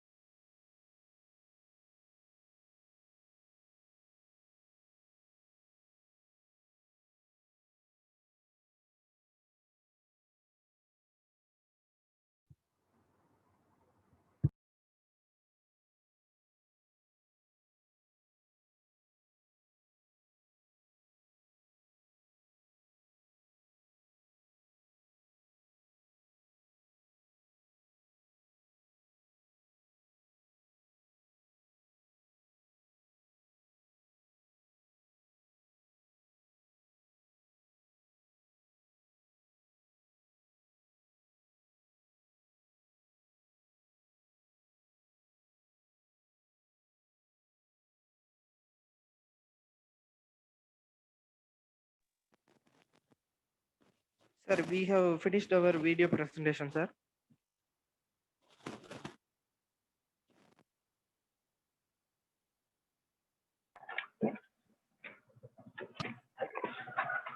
Muhammad sir. Yes, sir. Thank you, sir. Thank you, the dear students. The wonderful presentation from everyone. So hope so we will achieve the SDG 7 and the remaining goals by the involvement of the students in various interests. So by seeing this interest, so we are very happy to note that we will achieve the goals. The success of your presentation will be judged not by the knowledge you send, but by what the listeners receive. So as the listeners, so from various engineering college students, so definitely they will get in some knowledge about the SDG 7 goals. Definitely we will achieve the Sustainable Development Goal 7 by the year 2030. Thank you. Wonderful presentation by the students once again.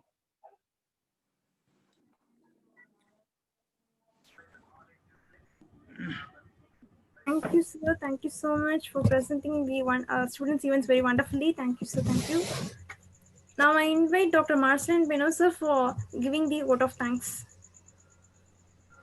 Beno, Good evening. Good evening, all.